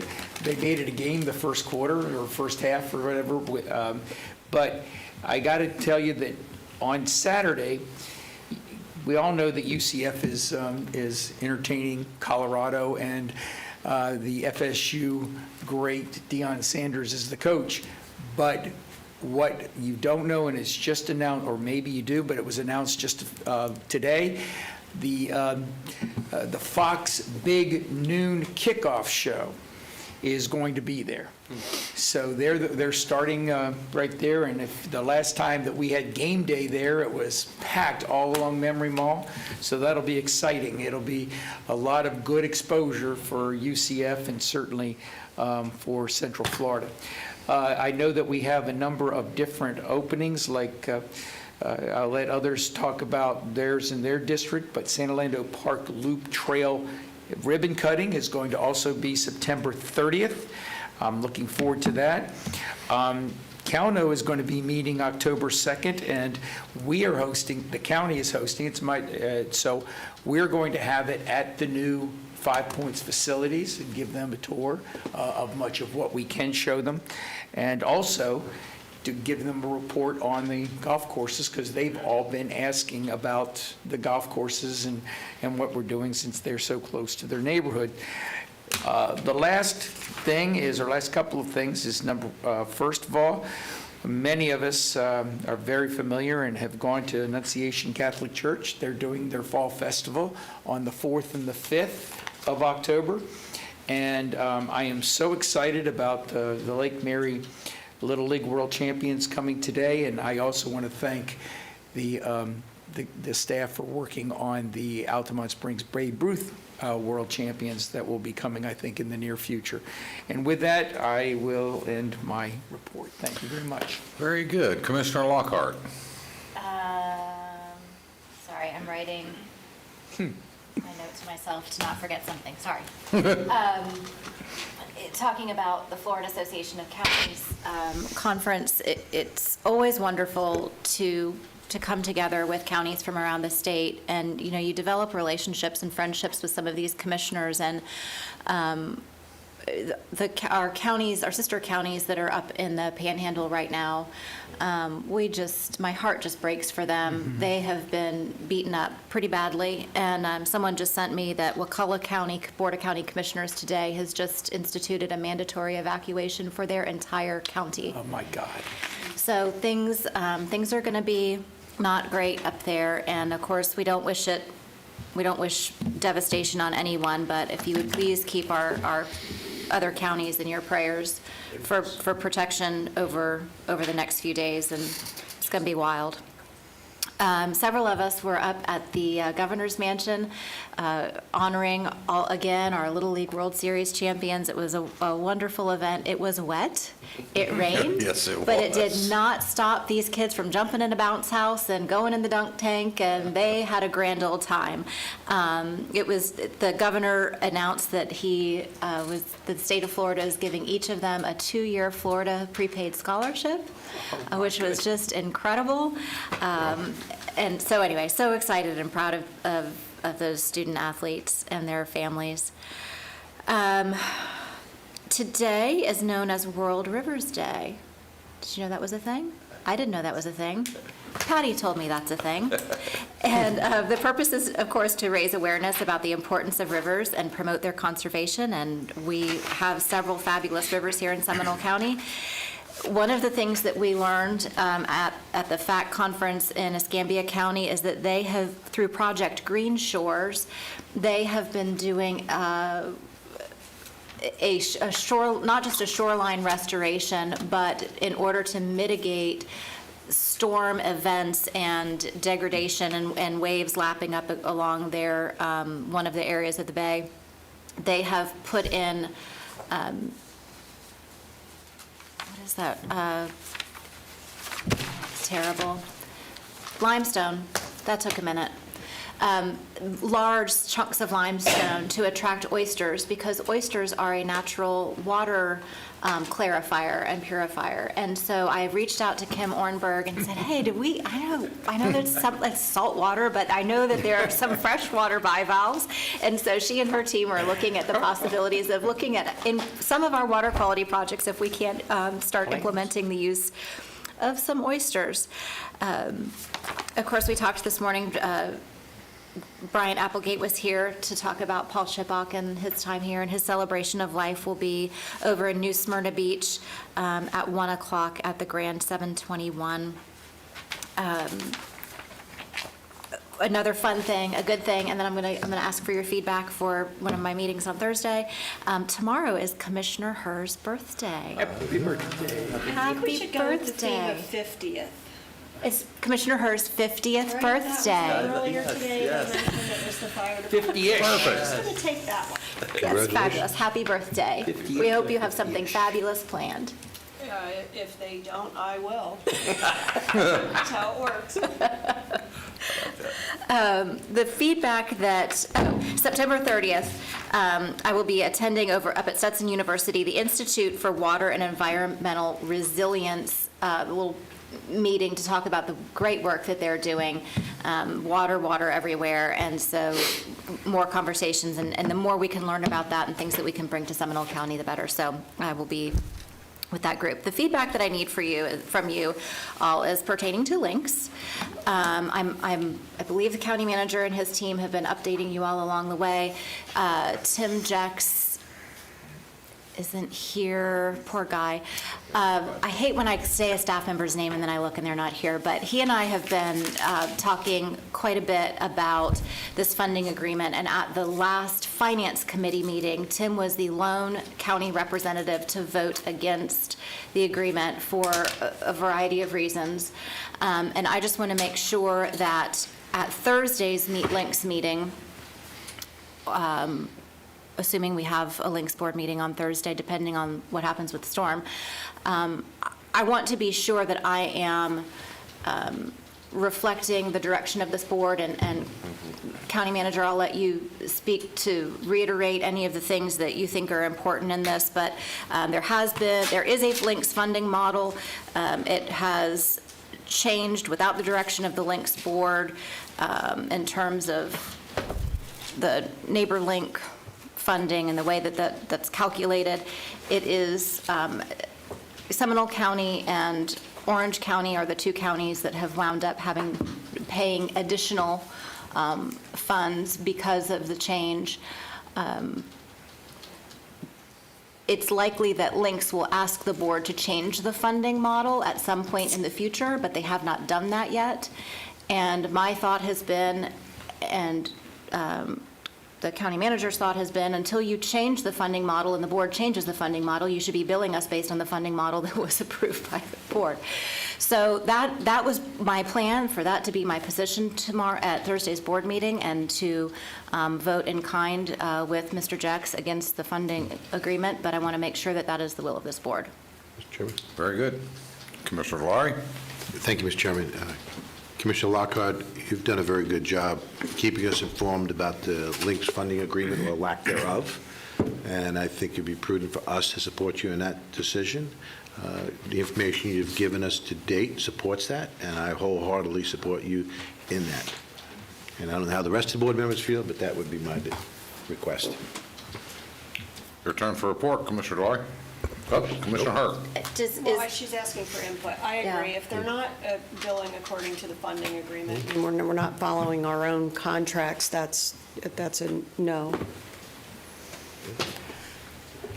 Say one. Go ahead. And absolutely, and Commissioner Lockhart is absolutely right, and that's the way why we oppose the budget, and our funding agreement did not match the model. We do have, by the way, scheduled for our second meeting in October, a Links conversation with the board. You had asked us to follow up, so just to let you know, we have looked at other options as well. Commissioner Lockhart is working with us, and I'll be briefing all of you prior to that, but that is scheduled for the second meeting in October. Yes. And Mr. Chairman, since she has this, I'm just going to say, until they vote, and there is a vote of the board to change it, we have to be opposed to any changes. Yeah, I mean, it goes without saying, if it's not a contractual agreement that was voted upon and agreed upon, why are we even doing it? Staff can't do it So arbitrarily. I don't need to waste a lot of breath on that, but do what you think is right, and I think if it's not what we decided, why would we do it? Okay, thank you. Commissioner Valari? That's Commissioner Hart. You're up, next up for report. It's Commissioner Hurst next. I'm changing it on you. Pay attention. I'm paying attention. I'm just going by the list, which is the way the agenda's written. You can't always go by the agenda, because I'll switch it up on you. Okay. Thank you for that. Meals on Wheels, I was at the September 29th breakfast that they had in Longwood. I thought they did a very good job, and it's nice to see them doing fundraising and awareness for Meals on Wheels. I wanted to commend them on that, and it was nice to see a lot of individuals there. And I also wanted to thank Robbie from the Attorney's Office for inviting me. Please pass that along. That was very nice of him to invite us to that. There is an upcoming Deer Run Park meeting, a public meeting about the golf course this coming Monday on the 30th at 6 p.m. That's Sterling Park Elementary. Encourage anyone that'd like to get some more information to be there. And also this coming Saturday, the National Ovarian Cancer Coalition Walk at Crane's Roost is taking place. The walk starts at 8 a.m. at Crane's Roost. And as Commissioner Constantine noted, Kids House 25th anniversary is scheduled for this Friday. We are rescheduling it due to the apparent weather that could potentially happen, because we can't set it up outside, so we believe it's going to be rescheduled to November 1st, so please stay tuned. Where is it supposed to be? It's supposed to be outside in the parking lot, but because of the high winds on Thursday, it'd be kind of hard to set it up. We're just paying attention to what's going on. That's the reason why we're rescheduling it. But I wanted to make sure everybody's aware of it. And I'd be remiss by not saying and congratulating Commissioner Herr for her 50th birthday. So happy birthday. Thank you. So I switched that up so the birthday girl could go last before the chairman I'm good. finishes out. All right, well, I'm going to be pretty snappy here. On 9/11, I did the Patriot Day Remembrance in Oviedo, and it was pretty cool. And I actually got to retire a flag. That was my first one, so I appreciate the invite out there.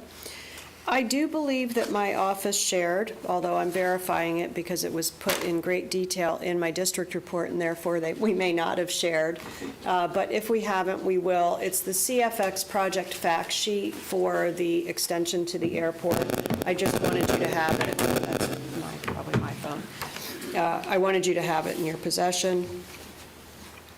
I did also attend the Meals on Wheels, and it was a great event. I'm not going to repeat what you said, but I do want to point out to anyone that's listening that if you are in need of a caterer, Top Hat Catering is a component of Meals on Wheels, and the proceeds all go back to Meals on Wheels, and they do a fabulous job. I've had them several times, top-notch, from New Orleans, professional chef. He's the best.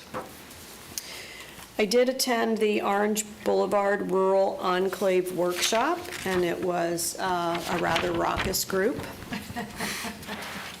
And I have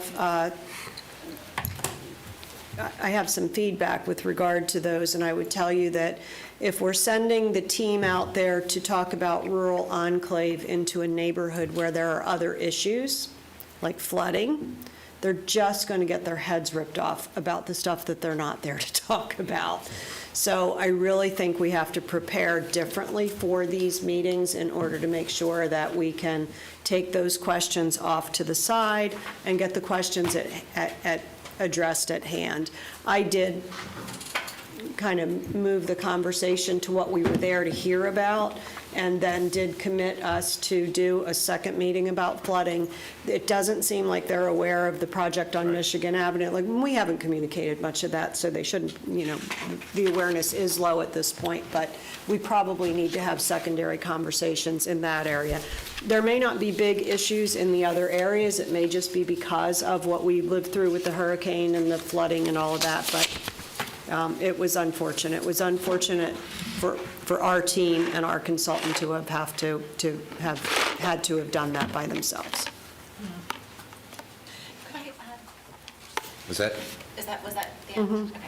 Commissioner Lockhart, do you have an inquiry? Well, I just wanted to say, so the Lazy Acres Rural Enclave area, which was in my district, and I was out of town and couldn't attend, but the feedback that I heard is that because of some issues in nearby Longwood, there was a lot of concern and a lot of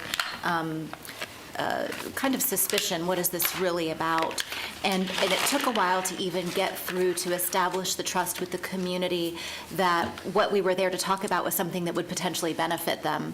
And so I think during this time, just where we are in this space of government and citizenry, anything we can do to help build trust going into meetings like that will be great. So I'm sorry that staff had that specific incident, but I think there are things like that are happening in other pockets as well. Yep. Quite frankly, I think it's nationwide. It's not just here. Yeah, no, I didn't, and I wasn't thinking we were special. No. Well, We're it's been definitely forever. I mean, Right. we're from the government and we're here to help. you. Right. Right? Why would you believe, that's so. Exactly. All right, well, happy birthday, Commissioner Thank Herr. you. Milk and red. It's milk, chocolate, and red wine for anyone that's wondering.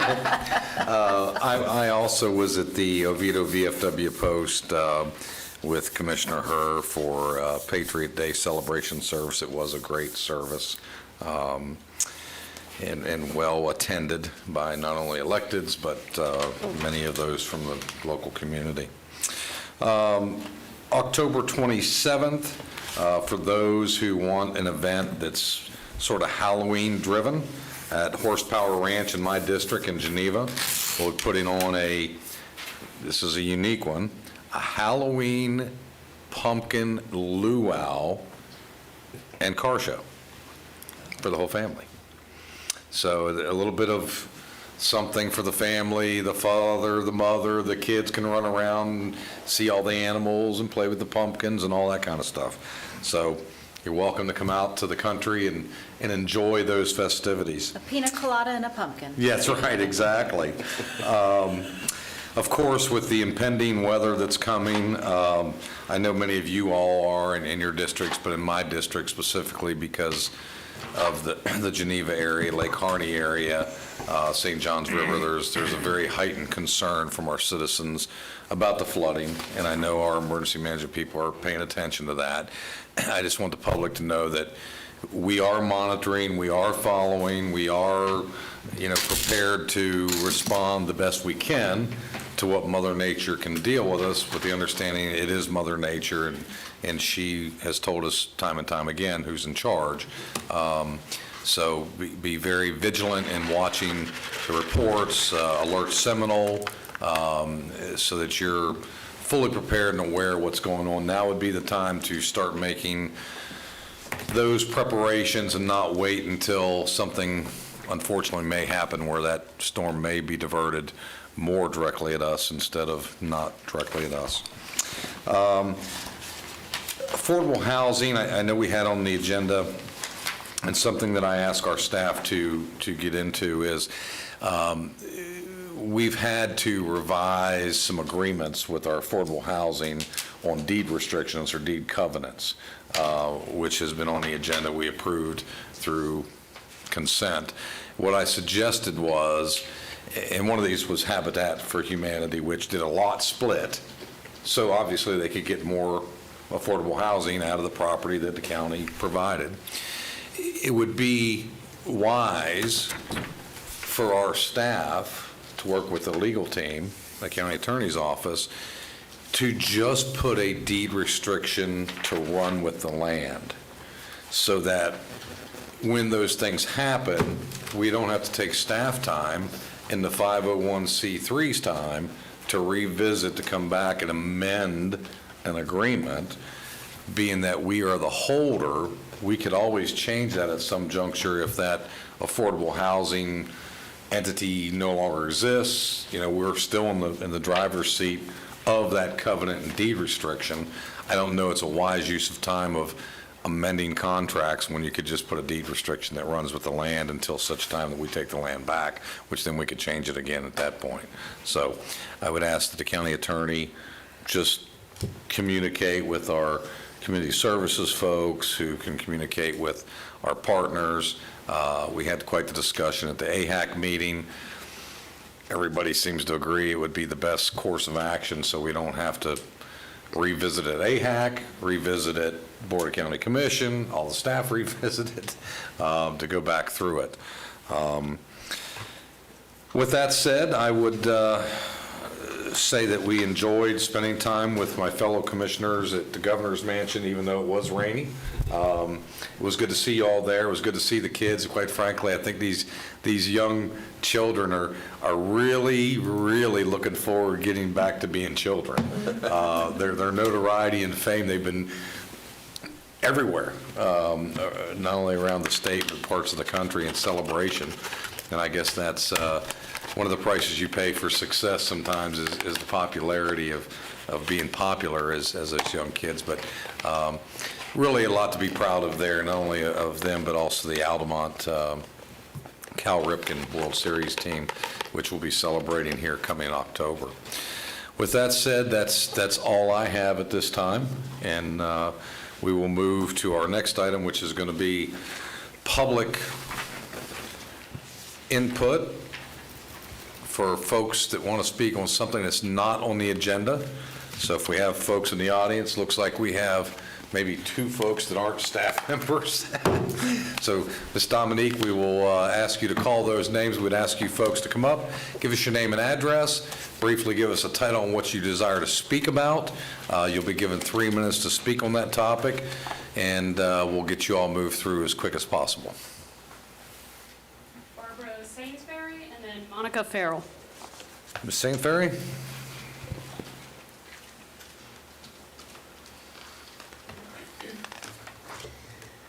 My name is Barbara Sainsbury, and I reside at 550 Buford Avenue. Ms. Sainsbury, if you pull the microphone over close to you, there you go. I'm not used to Don't be afraid to grab it and move it That better? around. Yes, ma'am. In Volusia County, but I am representing Mark Vinoy, my pastor at St. Thomas More in Sanford. Many resolutions regarding Amendment 4, which is the amendment that is regarding abortion on the November 5th ballot. Many resolutions have been submitted to the respective county commissioners, and the majority have been approved so far. And the Seminole County resolution, to my understanding, was presented via email to all of the commissioners of Seminole County. This amendment is not only dangerous, but is actually irresponsible and deceptive to the citizens of Seminole County and the great state of Florida. This is not a law that can be revised in the future. It will be embedded in the Florida Constitution if it passes. No law will override it under any condition per the wording of the amendment. So would anyone here be concerned if your teenage daughter, a minor, or granddaughter had an abortion without her parents' consent or being advised or they're being notified after the surgical procedure? This would be the only surgery that a minor could have without a parent's knowledge or consent. Many citizens will not be aware that the lack of definitions in this amendment will allow third trimester abortions because viability is another item that is not defined. Vague language will allow citizens to be unaware that all health and safety requirements would be removed, endangering the lives of our county's young women, since a medical doctor would no longer be required. Are citizens going to be aware that as taxpayers, we will pay for all abortions that are performed, since this amendment encourages Florida to be an abortion destination, since Florida is the only southern state to have such a vague and deceptive abortion amendment, lacking any definitions? You have 30 seconds, ma'am. Our county can also anticipate numerous lawsuits within the healthcare industry. Citizens of goodwill need our commissioners that we rely on and we look up to open this resolution for discussion and eventually, I'm hoping, approval. This will enable our citizens to be well informed and not deceived before heading to the polls on November 5th. Thank you. Thank you, ma'am. Is it Ms. Farrell? Monica Farrell.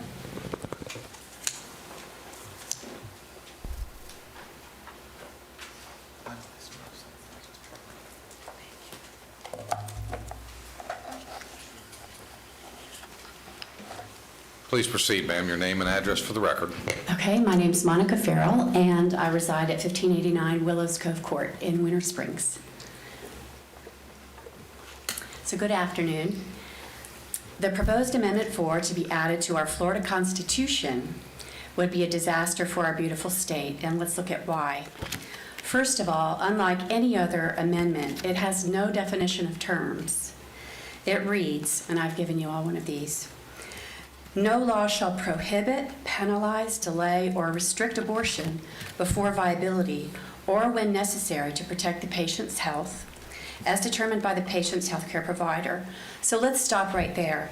No law means that no law ever allowed in the state of Florida ever again when it comes to abortion, would be heard because our Constitution is our document that we must abide by. So no law means no law. No law shall prohibit abortion. That means stop or disallow. No law shall ever stop an abortion in the state of Florida ever again. No law shall penalize abortion. The only person that can possibly be penalized in an abortion procedure is the abortionist. If the abortionist does one on a 12 or 13-year-old girl who is too young to consent to sex, he is obligated to call the police. She's a victim of statutory rape or rape. If he doesn't do it, guess what? Too bad. No law shall penalize.